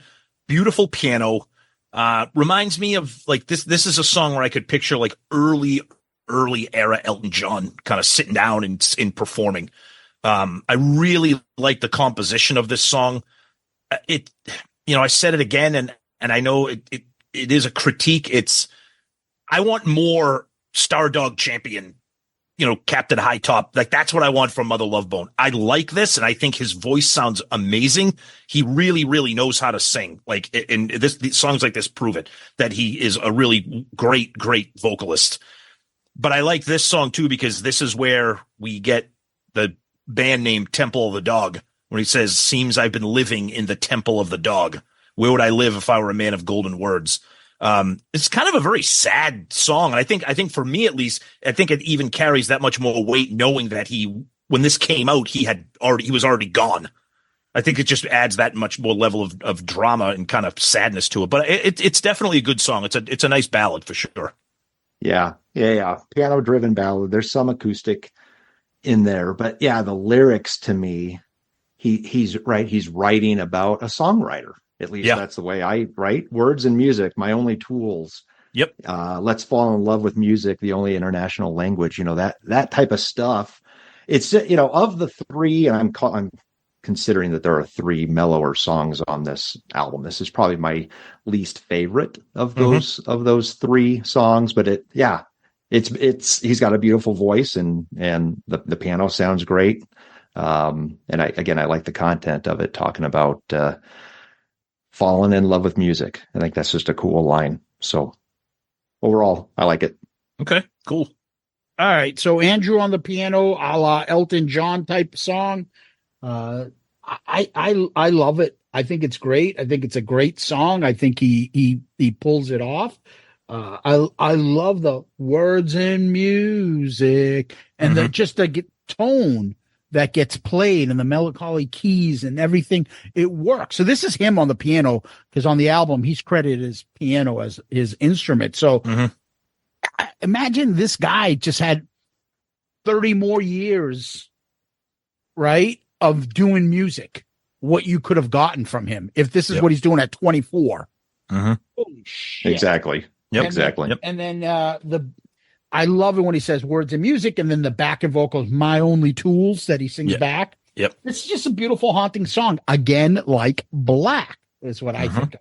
Yep. But let's go to Capricorn Sister, next track. Yep. Capricorn Sister.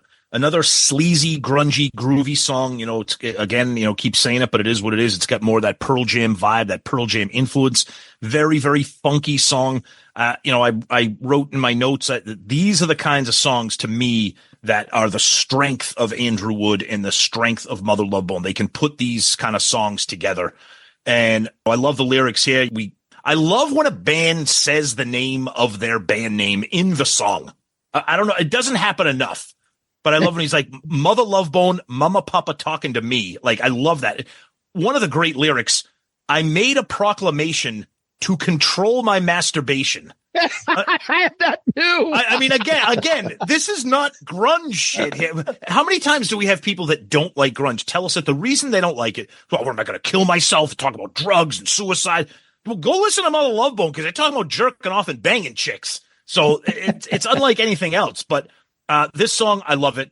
The chorus is whatever, but the lyrics are all over the place. It's like he's just doing like freestyling here.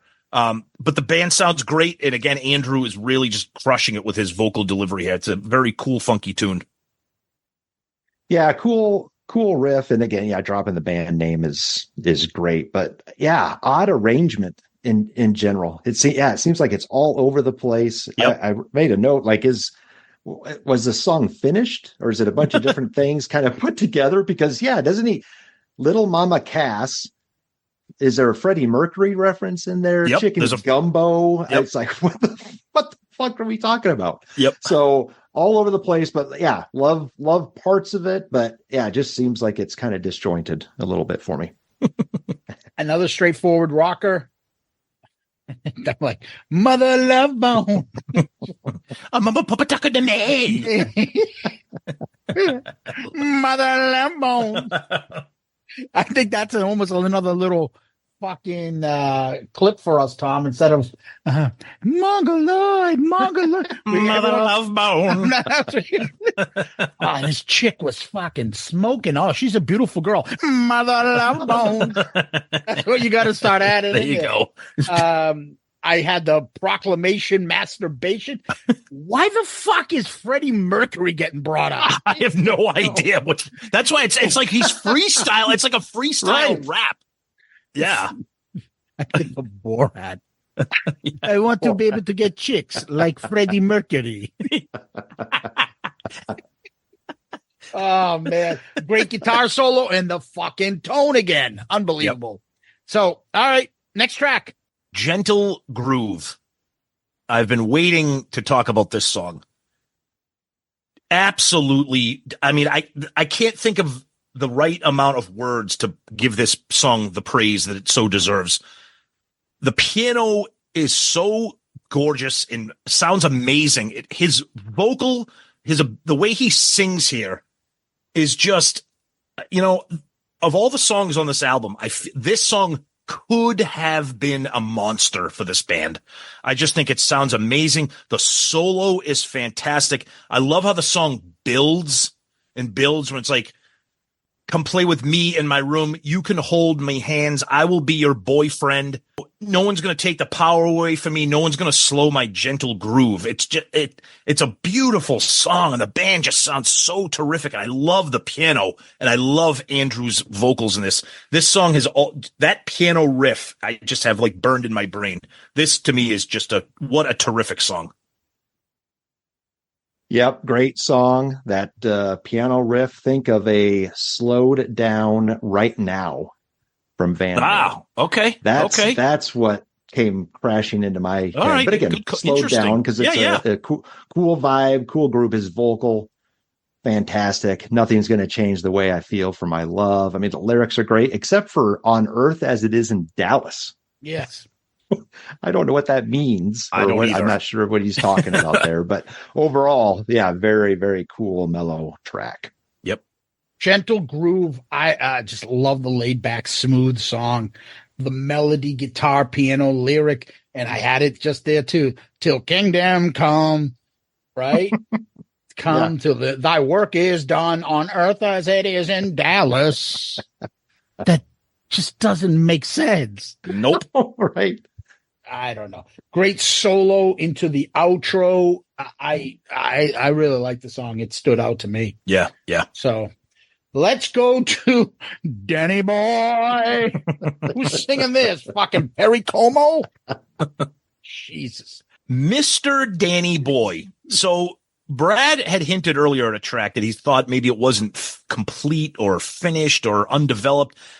I feel like this is two songs in one, and they didn't know which way to go with it, because the verses, it's like, what can I take from you? What can I take from you? Have you seen Mr. Danny Boy? And then all of a sudden the song like flips, and it's like, it slows down, and then it gets like Pearl Jammy and grungy. It's like, I heard the rumors, Danny, stop your talking, Danny.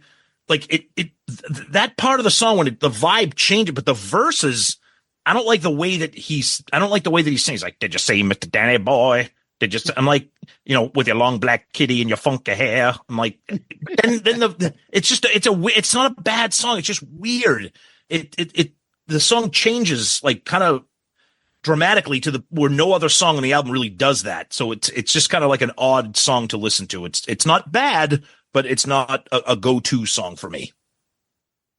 Yeah. Mellow intro into a funky. It's got kind of a funky groove to it. Yeah. But yeah. The Mr. Danny Boy references, but yeah, it's kind of disjointed as well. So yeah, maybe another one that's not finished, but so the breakdown oohs I thought were good. But how about this? How about this line? So when was the last time you wrote for me a song? Easy Yoda. Yeah, right. Last time you wrote for me a song. How about you wrote a song for me? Yoda. I just don't know what that. Yep. That was odd. That was odd. But yeah, kind of another kind of disjointed song a little bit. Yeah. Yeah, I put I think this is him trying to do a Mr. Brownstone Axel vocal thing. I have no idea what he's doing. This song is all over the place. I'm trying to catch the melody, and I'm like, okay, it's this. No, it's this. Exactly. Wait a minute. No, he's doing it like what? So, I mean, it's pretty straightforward song about some fucking idiot named Danny. I don't know who that is, but whatever. Decent, nice little short solo. And again, if this is the worst we got, we're pretty good. Yep. Let's go to the last track. All right. So we know this last track. This is Crown of Thorns. We talked about it when we did singles, but this is missing the very, very, very important element of the Chloe Dancer part. So this is cut. That's cut out. This is just Crown of Thorns. That being said, it's one of the greats. It's one of the great songs of the era, of the genre, and by the band. And I do miss the Chloe intro because I absolutely love that piano intro and how it fades into Crown of Thorns. But I mean, I don't know what I could say other than this to me is like for me, like a Mount Rushmore Seattle sound grunge song here. And I like how it's the last song on the track, but I like that we have that Chloe Dancer version on singles. I just wish that was part of this as well, but it's just a spectacular, beautiful song. I've always loved this one. Always loved it. Yeah. So I think the first time, maybe one of the first times I communicated with you guys after an episode was when you guys did singles. Yep. And I sent you an email and you read it on the following episode. But I gave the top 10 worst things that Sonny said on and how much he hated this song. And how much he hated this song, right? Yep. So two things he said. He said, Chloe Dancer, Crown of Thorns, painful to get through. And then he said, I think that for me, yeah, he had it at number 12. He had it at the very bottom of the he also picked Bullet Boys as an album. Yeah, right. So just don't forget that. So, but are we going to do a fucking greatest fucking hits? Heat 2 was one of our albums we had to review. Right. Good point. There you go. So, but Tom, I'm with you. It is missing a Chloe Dancer, which is very important. And that's not only I A-B'd the two versions because there are a couple other things that are slightly different without the Chloe Dancer. I mean, Chloe Dancer, when it kicks into Crown of Thorns, there's some piano there. This version, there's no piano there, even at that beginning part. Mm-hmm. And this part, I think, extends the intro before he kicks in to the vocal, which isn't really necessary. I'm not sure why it's there. And then I think the backing vocals, I don't think they're as prominent as they are on the Chloe Dancer version. So again, just things that I've heard over the years. And so I always go back to the Chloe Dancer version. Me too. Yeah, I do too. Just because of those pieces. But yeah, I mean, this is a top 5 90s song. Yep. And the build and, when it kicks in, and then goes through the outro, the OO parts. I mean, I love it. Chills every time. But like I said, the Chloe part, that version I think is better overall. Yep. Agreed. So Crown of Thorns on Rolling Stone's list of 50 best songs over 7 minutes. It was in Say Anything. I didn't remember that. 1989. Wow. With Cameron It's Crowe. at the party. It's playing during that party. That's right. Another Cameron Crowe movie. But it wasn't on the soundtrack. No. Right. And there's been a lot of covers on it. Charlie Benante, friend of the show, did a nice version of this during COVID. Mm-hmm. So you can find that on YouTube. Check that out. Yep. But for me, the song's incomplete. Yeah. It's like saying this is Stairway to Heaven before fucking Bonham comes in. And this is the part where Bonham comes in. The drums start coming. 2 great parts, right? But incomplete. So it's tough to treat it like we would if this was the version that was on singles, which is the full version. but it's still beautiful, and it's a great song, and the vocals are off the charts, and the lyrics are fantastic. So, Yep. anyways, that's Apple, Mother Love Bone. Tom, want to give your final thoughts? Yeah, it's a really amazing album, and it's, to me, it's one of the rare albums that we've done on ARC that even for me, and I know for especially for you, Zeus, and Brad, I'm not sure, but it's an album that it's not beaten into the ground, and it still sounds fresh, because sadly Mother Love Bone is gone, so you don't see them, you don't hear them everywhere, and it's that kind of album. You pop it in, you're like, God damn it, this is so great. I wish these guys were still around or had more of a library. And we've talked about it throughout the entire episode here, but I really think Andrew Wood is the X factor here. And he just adds such a different dynamic that we don't have from other grunge stuff. And I just think it's a really great album. I think it's tremendously underrated. It's buried and it shouldn't be. And, that's kind of like, I felt it was my duty to bring it to the masses. And, I hope people enjoy it. I know the people who like grunge, will like it. And I'm wondering if even people that aren't grunge fans, because of the depression and the darkness, maybe they'll gravitate to, because there isn't a lot of that, depression and darkness on this album. Absolutely, Tom. I'm so happy that I found this. Yep. I can't believe that I actually, how did I do it? I don't know if somebody ordered it for me. The fact that I tracked it down, I'm glad that I had this over the last 32 years, I guess, since I purchased it. But again, just that right on when things were going to change and still had those elements that, like we said, that we all love from the 80s, but it was kind of ushering in a new musical genre. And this was the beginnings of it. So yeah, love it. For me, I again, this was always floating around the background. I'll get into this. I've had this in my fucking queue on Amazon for quite some time. I have Shine. I've been looking for Shine as an EP and brand new as a CD on eBay for God knows how long. 2 years now.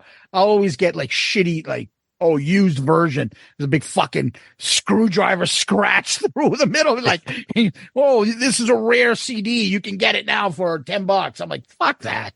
So it's been on my radar. I'm glad you picked it. I enjoyed it. And it's one of those things that this reminds me specific of 2 album review episodes we've done. One was Hailstorm and the other one was Foo Fighters. Yep. Where I played them. I'm like, okay, these songs all sound good, but I got to recognize them. There's a lot of them. Nothing's like, there's no Sweet Child of Mine or Welcome to the Jungle where it's like, that sticks out. So let me listen to these.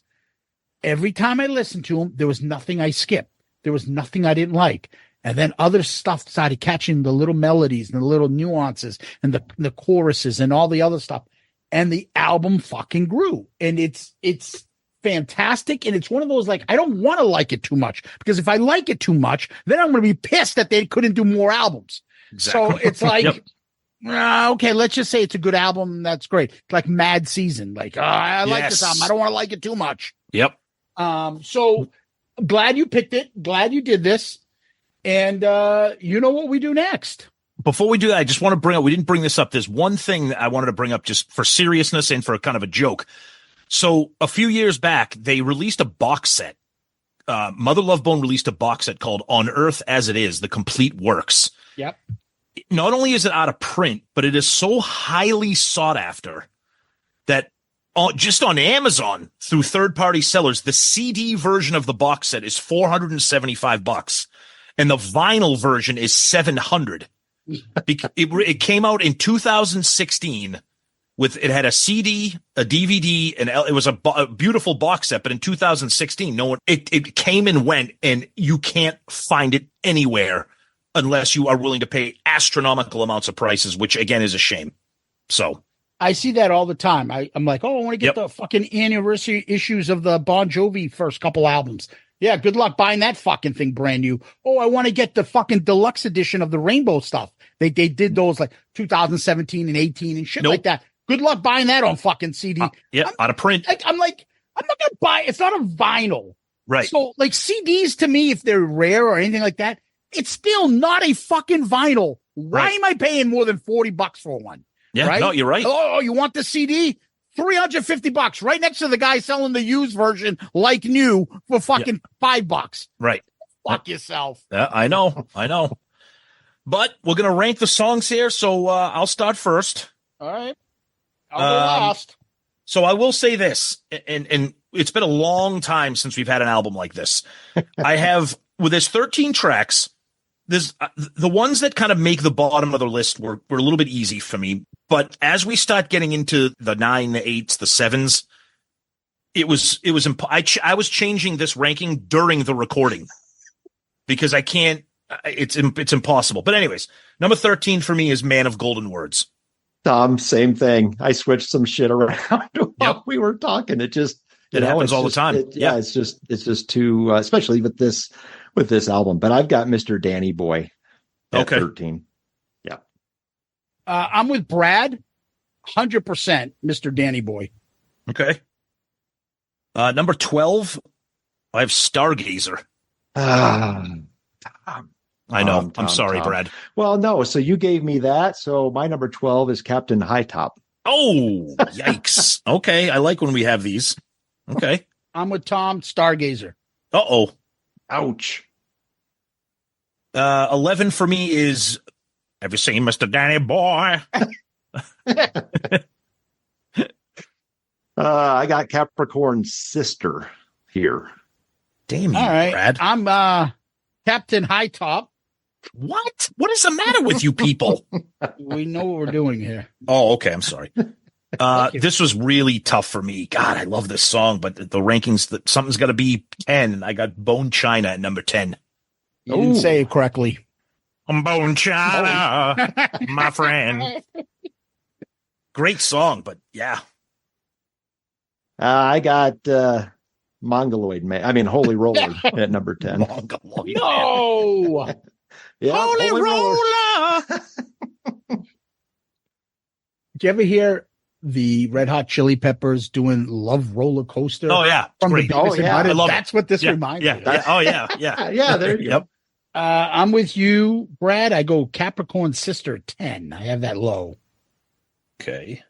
Okay. Number 9 for me is Combat the Apple. Oh, surprise. That's so low. Dude, do you know how many times I switched this? I'm telling you, I feel like switching it again. I feel like switching it again as we're doing it. I know. It's tough. It's I hard. love this song, and it's 9. It's hard. Yep. Number 9 for me, Man of the Golden Words. Okay. I believe it's Man of Golden Words. Oh, Man of Golden Words. Yeah, there you go.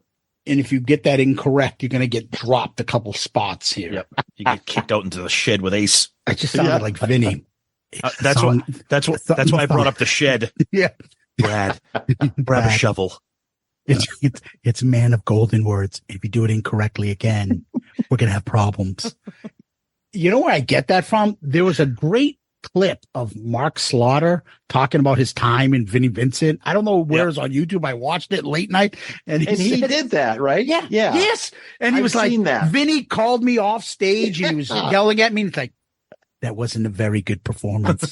and if you're not going to be up to par, you won't be in the band much longer. Oh, it was just like, what? His Imagine impression, getting scolded by Vinnie Vincent. Vinny. Oh my God. It was awesome. Yeah. All right. Number 9, I believe. Yep. Yeah. All right. Heartshine.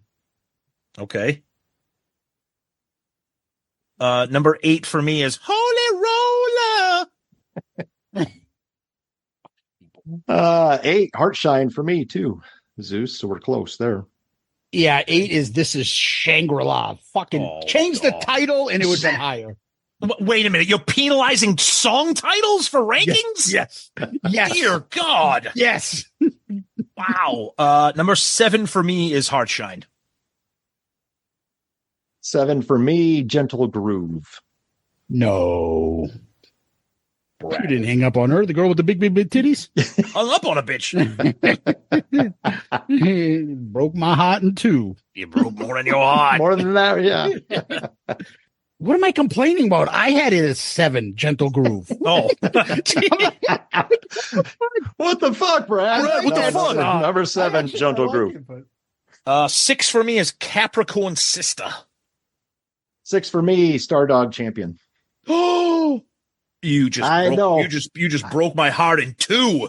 I mean, I love the next 6 songs. Yeah, That's it's tough. 6 for me is Bone China. Number 5 for me is This Is Shangri-La. 5 for me, Bone China.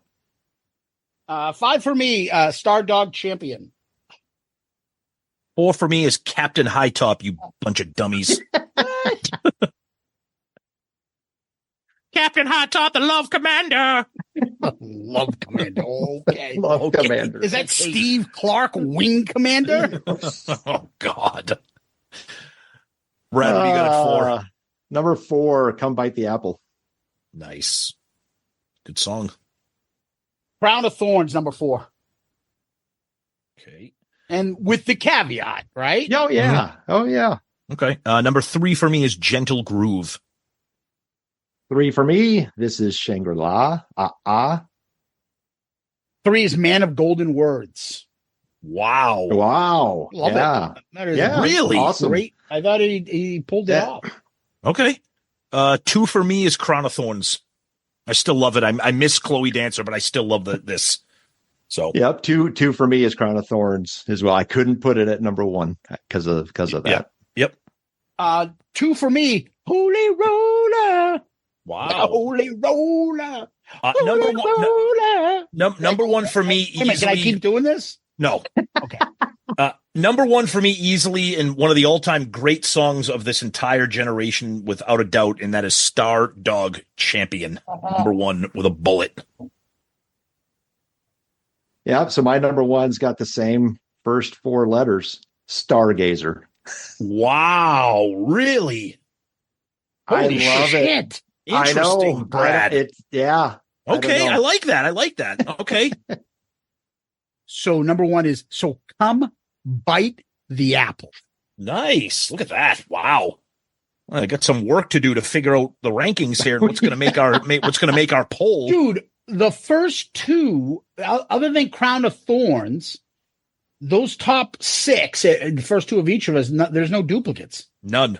Nope. Except for Crown of Thorns. That's great. That does not happen. Oh, actually, if you go down 3 to number 3 too, almost. I think it just shows the strength of the album. I mean, that our rankings we can each pick something that moves us. Yeah. Exactly. Yeah. Right? Yep. Exactly. Wow. Yep. You That's know great. what's interesting too, guys, is on Wikipedia for the album. I mean, Yep. Zeus, you said that, lyrics by Wood and music by everybody else, but it said primary composers were in parentheses, Yeah. which is interesting to look at because you've got for Wood, for example. So Stargazer, Gentle Groove, Crown of Thorns, obviously Man of Golden Words. Those have Wood's name next to them. Interesting. Yeah. And, Wow. which I thought was in Gossard. Gossard's on a bunch, and even Ament is on Holy Roller. And it's funny, the one Murph. Stone Gossard is Murph. It's funny, the ones that has Stone Gossard's name on it are the most Pearl Jammy songs on the album. Yeah, right. Yeah. I thought that was interesting. Yeah, Yep. which is why They showed I have that. problems with Pearl Jam because they moved away from Stone Gossard being the actual musician. Yeah, it became Eddie Vedder's fucking band. Eddie Vedder Right. show. Yep, Yeah. exactly. Yep. And Correct. They should Yep. go back to Mr. Murph when he's on stage. Hey, neighbor. Fucking Stone Idly Gossard ho. was- Yeah. He just Come looks bite like the apple, friends. the least rock star fucking somebody's next door neighbor in a He looked fucking when we went subdivision. when we saw Pearl Jam in September at Fenway. When the camera would go to him, be like, "This guy looks like he's at like a rock and roll fantasy camp right now with like a guitar over his shoulder." Yeah, it's just the least Yeah. rock star looking guy. Yeah. He's him and Murph. Like, hey Murph, how's it going, brother? Hey, neighbor, What? You want would you like to come inside? I got some cream soda in the cooler. how's the garden coming? Woo! Those parsnips are really coming in strong there, neighbor. Woo! Come on over. We're gonna have a barbecue with the kids. Play some cornhole. I bet they would play. I bet they would. Yes. Anyways, that is our rankings. And before we go, we always go to this. So, Backpack Brad, what makes you rock hard? Well, yeah. So in honor of the end of the scary month, right, of October, and your guys' most recent, well, depending on when this comes out, your most recent Dorm Damage, where you were ranking horror movies. I think this was the third version, right? Yep. The most recent one was third. And I've never commented on it, but I love my share of horror movies. So here, quick chronological order are 10. And these are all old school. I know, Tom, you get into a lot of the newer school stuff. My wife loves the newer school stuff too. So some of the ones she's listened before, and she knows the ones that you're talking about. But here, so I go with The Birds, which I think Zeus had on one of his old lists, I believe. Night of the Living Dead, so the 68 version of that. The Omen. Oh, yes. Halloween. By the way, I just watched the first Omen, the one that just came out. Oh, geez. Fucking wild, dude. It's the prequel. Is it good? It's really good. Wow. Nice. And it ends right where the original Omen begins. It's excellent. Nice. Yeah. Nice. Anyways, so you had the Omen. Does it begin with fucking Gregory Peck being an 80-year-old with a fucking newborn kid? Jesus. He is a handsome man in that movie. He's a handsome, elderly man too. Halloween. So the original Halloween I have. So I put this in here, whether it's a horror movie, but When a Stranger Calls. Oh, absolutely. So, that's one. Right. Yeah. The original one, obviously.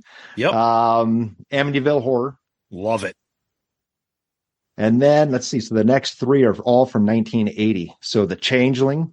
Oh, which I don't know if you guys have talked about that. No, yet. I'm not sure you have. More George C. Scott.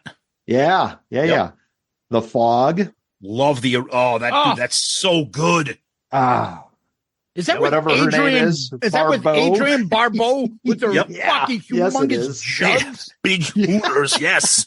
She don't look like she doesn't have big tits. She looks like she has bazookas. Yes. Yeah, big old titties. Big titties. I think that was my first time it moved when I saw her in Cannonball Run. When pulled over and they fucking in that hot suit and they pull down their fucking top to. Oh man. All right. So two more. So The Shining. Yep. The original Shining. Yep. And then Nightmare on Elm Street. Nice. From the original with Johnny Depp? The original. Yep. Nice. Good list. I mean, that one is cheesy. It's cheesy, but to me, it's the only good one. Well, three is good. I'm not a Freddy guy because I just think he's a goof. He's not fucking scary. He's a bozo. So I never got into those movies really. But I do like the idea. The idea of the going to sleep and you go to sleep, you're gonna die. So these kids are trying to because you always heard to stay up. Yeah. If you die in your sleep, you die. Yep. Yeah. Yep. Okay, but Scary two had a good fucking spank scene when they had fucking what's her name from Seinfeld. Who was the girl that? Oh yeah, Seinfeld that Kramer tried to steal from Jerry. Yep. What was her name? She was like the librarian. She wasn't a librarian. I can't remember. Pam? Was it Pam? Pam. I even like your name, Pam. Her. She was in that scene. She was getting her boobs sucked on in part two. Woo, that's right. That's good. Sorry, all you. Thanks, ladies, for listening. Yeah, we have a huge female audience that's really going to get offended by us talking about tits. Thanks, all new female listeners. Sorry, I yelled at you guys. All right, Tom, what do you got? All right. Well, it is spooky season by the time this episode drops. So I always like to drop new podcasts that I listen to. Of course, besides Slamfest and Shout It Out Loudcast, there are other podcasts out there, if you can believe it. But this one has an interesting twist on the horror genre. It's called Kill by Kill, and the host is fucking hilarious. The only one problem I have is his co-host is kind of a drag, but they usually have a third person in that makes it funny. But what they talk about from like a comic perspective is they make fun of all the victims in horror movies.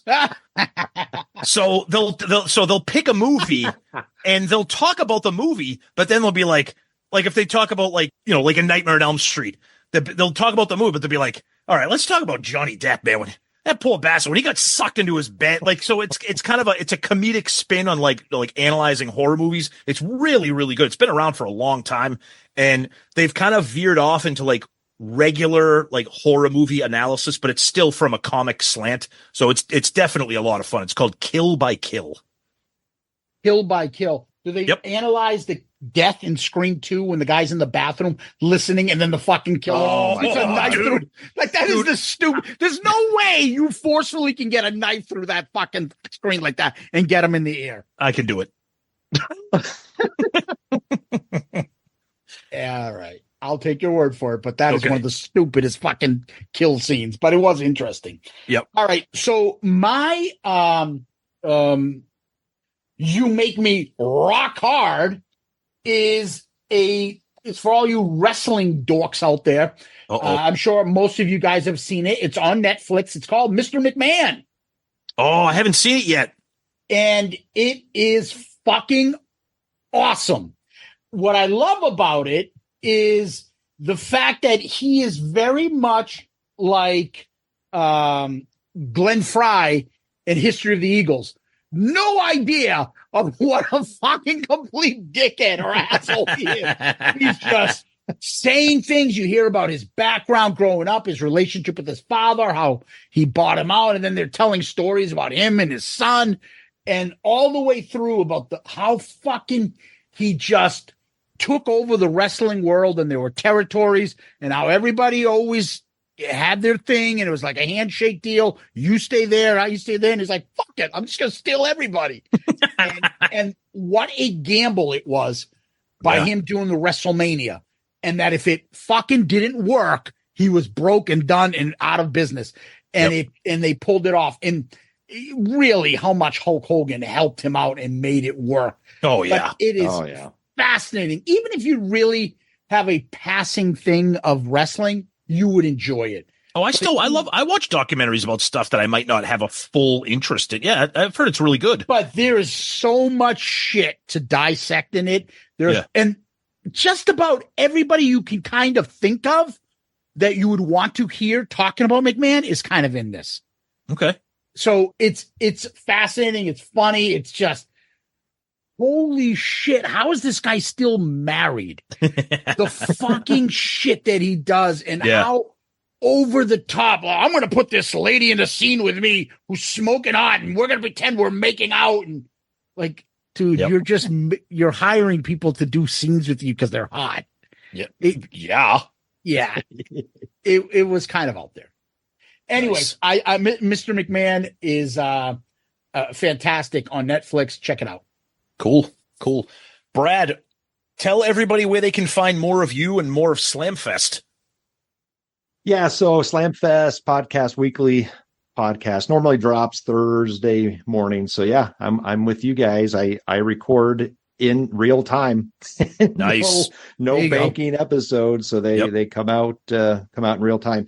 But yeah, Thursday is where you can find all your podcasts. If I see a concert, that earlier that week, I may need an extra day to get the episode out, so it might come out on Fridays. But also this year, I've started two things. So quarterly, doing a regret episode of someone that because I've pigeonholed myself, guys. Right? I can only talk about artists or bands that I've seen. So I'm like, I'm going to change that. And so I've done regret episodes. Yeah, you got to grow. You got to be different, right? I thought you just talk about the same old shit every You week. Can't just keep talking about the same concerts every week, Brad. No. So Zeus graced the airwaves with me on the Eagles, and I've got Tom tabbed for a future regret episode as well. And then the other thing I did this year, I started dropping at the end of the month. It's the Slamfest sound check. So this is also a way just to talk about lists and different things. They're short episodes, but just to talk about something different than what I'm doing with reviewing shows on every episode. So awesome. Good stuff. Well, Brad, thank you. This has been an awesome treat for us. I love having, we wanted to have you on for an ARC, and we knew that you were kind of tapped into the grunge stuff. So, this has been a thrill. We're glad to finally have you on ARC. So thank you so much as always, Brad. We love hanging with you, and this was a ton of fun. So thank you. Yeah, thanks, guys. And I mean, when you invited me, I think I showed my cards right. I love that album. But that's good. That's good. I'll be on. Yeah, So Brad, thanks again for having me. I was like, wait, don't waste Brad because he can do a million different things. So if we get something obscure, we might need Brad. Yep. So we're like, hey, you know what? Fuck it. Let's just get him on. We knew you'd give a interesting perspective. So thank you for that. Yep. Appreciate you. And make sure everybody checks out your podcast again. Slamfest Podcast. There you go. Awesome. All right. Thanks, Brad. Thanks, guys. And Tom, that was Brad from the Slamfest Podcast. And always pleasure hanging out with him, talking to him. He's always a great guy, great knowledge, great show. Yep. And glad we got him on. Absolutely. We love Brad. We've both been on his Slamfest podcast, which is a ton of fun. He's been on Dorm Damage. And we had a great time hanging out with him in New York City for the Madison Square Garden show. So, we love Brad. It was good to have him on. And the original Creatures Fest. That's right. Yes. That's where he birthed the Backpack Brad nickname, because he walked around with Slamfest koozies and cans of beer all weekend. So, and it's one of the things that I'm not going to go off too much on a tangent here, that the great thing that's missing from KISS is that we got to meet Brad. We got to hang out with him and the rest of the gang out there. And that's really missing. And it's too bad. Sorry, I'm not getting together with everybody to the local WASP reunion. I know. It's true, though. Hopefully we'll get with him and others soon enough. Yep. But Tom, what we do next is we actually rank this album against the previous albums we've ranked. Yep. So we start with the album cover. Yep. And want to give your top 5? Yep. Top 5 album covers. Number 5, Rage Against the Machine. Number 4, Blizzard of Oz. Number 3, Purple Rain. Number 2, Master of Puppets. And number 1, Diary of a Madman. This cover's pretty cool. I mean, I like the art design of it. It's. I wish there was a little bit more color, but I don't know. I like it. I like the back cover too, as well. I'm probably ranking it probably higher than it deserves to be, but I do like it. I'm putting it at actually 17. Wow. Yeah. Dude, what the fuck is the Final Countdown doing there? Because I like that album cover. I like the colors. Oh, that's so cheesy. Oh, it's bad. Oh, God. Yep. All right, so you put it at 17. Yep. Okay. All right, for me, top 5, Peace of Mind, Diary of a Madman, Appetite for Destruction, Blizzard of Oz, Hotel California is the album covers. I am going to put this at number 22. Above, I don't know what the fuck Wasp is doing at 22, but it's definitely better than that. And below Automatic for the People. Not that that's really great, but it's just more iconic. It's a legendary album. Okay. So I'm going to put it right there at 22. All right. So let's go over to the actual album. This is going to be interesting. Okay. Yep. So my top 5 albums are number 5, Journey Escape.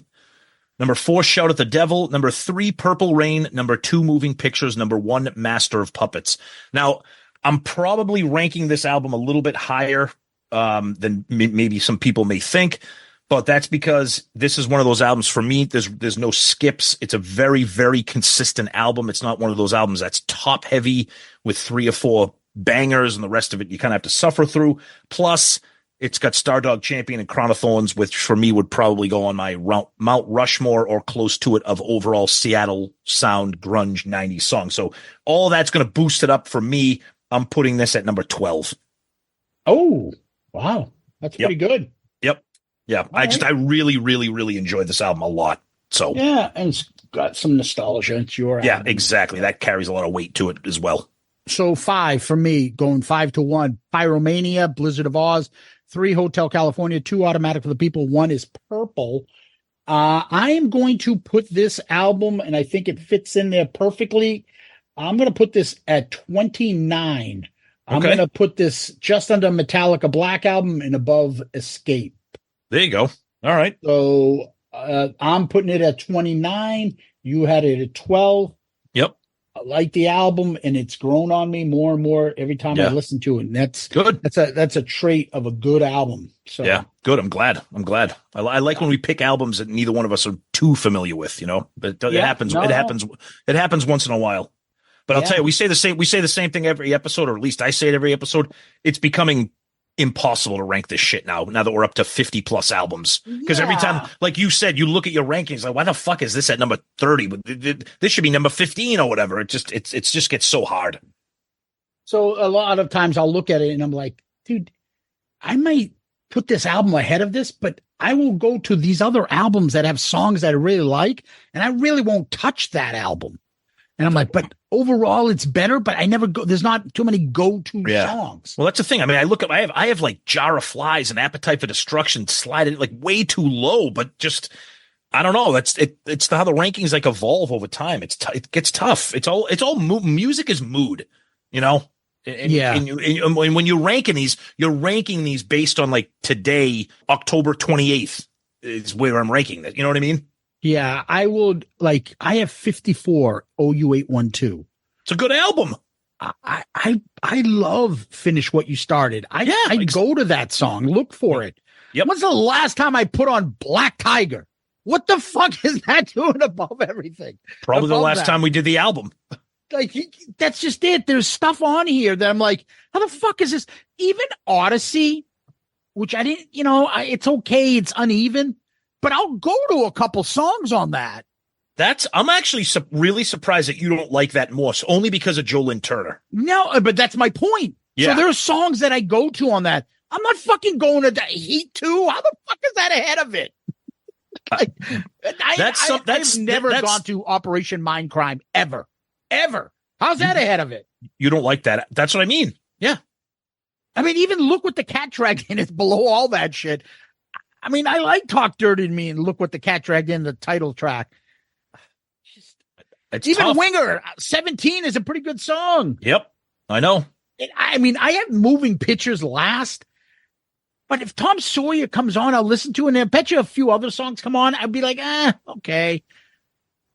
There's no chance I'm going to Heat 2 ahead of that. We need to fucking change this shit. We say it every episode. We need to have some kind of ranking reconciliation episode. Like Bullet Boys, I do like Smooth Up In Ya, but like, I ain't going to anything else on that. Yeah, but you get the single of that and then you're good. I don't want to listen to that fucking album. So much so that I forgot that we fucking had a third apple on our cover. Yeah. Thanks to Brad and you guys picking that out. Yeah. Dude, I had my comment ready to go and I'm like, I'm sure you forgot about that album cover? And that's we had to listen to the breakdown in history of that fucking whole thing, remember? Yeah, Mark Torrey and the next second coming of David Lee Roth. Okay. Fucking, him and Chris Jericho's love child that got us fucking. Exactly. Or fucking Andrew Wood. Yep. Anyways, Tom, where can people find us?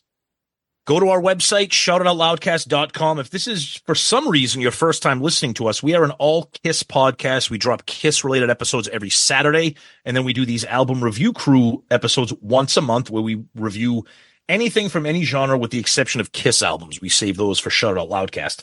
So go to our website, shoutitoutloudcast.com. You can find information on all of our episodes, all of our social media, Twitter, Facebook, Instagram, TikTok, YouTube, Threads. It's all there. Links to our Amazon shopping, our Shout Out Loudcast merch, Patreon, all that good stuff's there. And of course, you can use our email for shoutitoutloudcast@gmail.com. And we always like to say that we are also a proud member of the Pantheon Podcast network of music shows. All right. And Tom, what we'd like to do is end on famous last words. You got any? I do. West Virginia. That's where my father lies. He was a wartime hero, the kind that money buys. A diamond bracelet for my mommy memory. That's all she wrote. All she wrote for me. I am a Star Dog champion. Do you remember the Jerky Boys episode when the guy went to Civil War? He's a wartime hero fool. He's a wartime hero. He's a fool. He's a wartime hero fool. That's Civil War. Oh my God. so scared he was going to turn the Gatling gun on me. That's the best part. He starts doing the gun effect. And I have a foot. A what? A foot. Remember? He was trying to sell someone's foot from the fucking reactor. Oh, God. Anyway, Tom, I got one here for you, too, as well. Yeah. So come bite the apple. Oh, God. Here we go. I'm run down like Sodom to Gomorrah. I Sodom to Gomorrah. Great lyrics. All dead now. All dead now. All dead now. Wow. Rad. Loudcasters. Kiss Army. Tom, thank you. Brad, thank you so much. We had a blast. Great time as always. Everybody out there, thank you. Mother Love Bone Tards, thank you. Zeus, as always, my friend, thank you. Peace out, Girl Scout.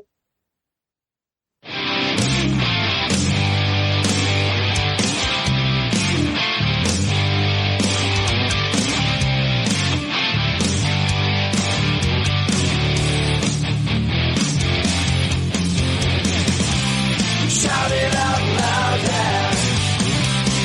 Shout it out loud, yeah. Shout it out loud, yeah.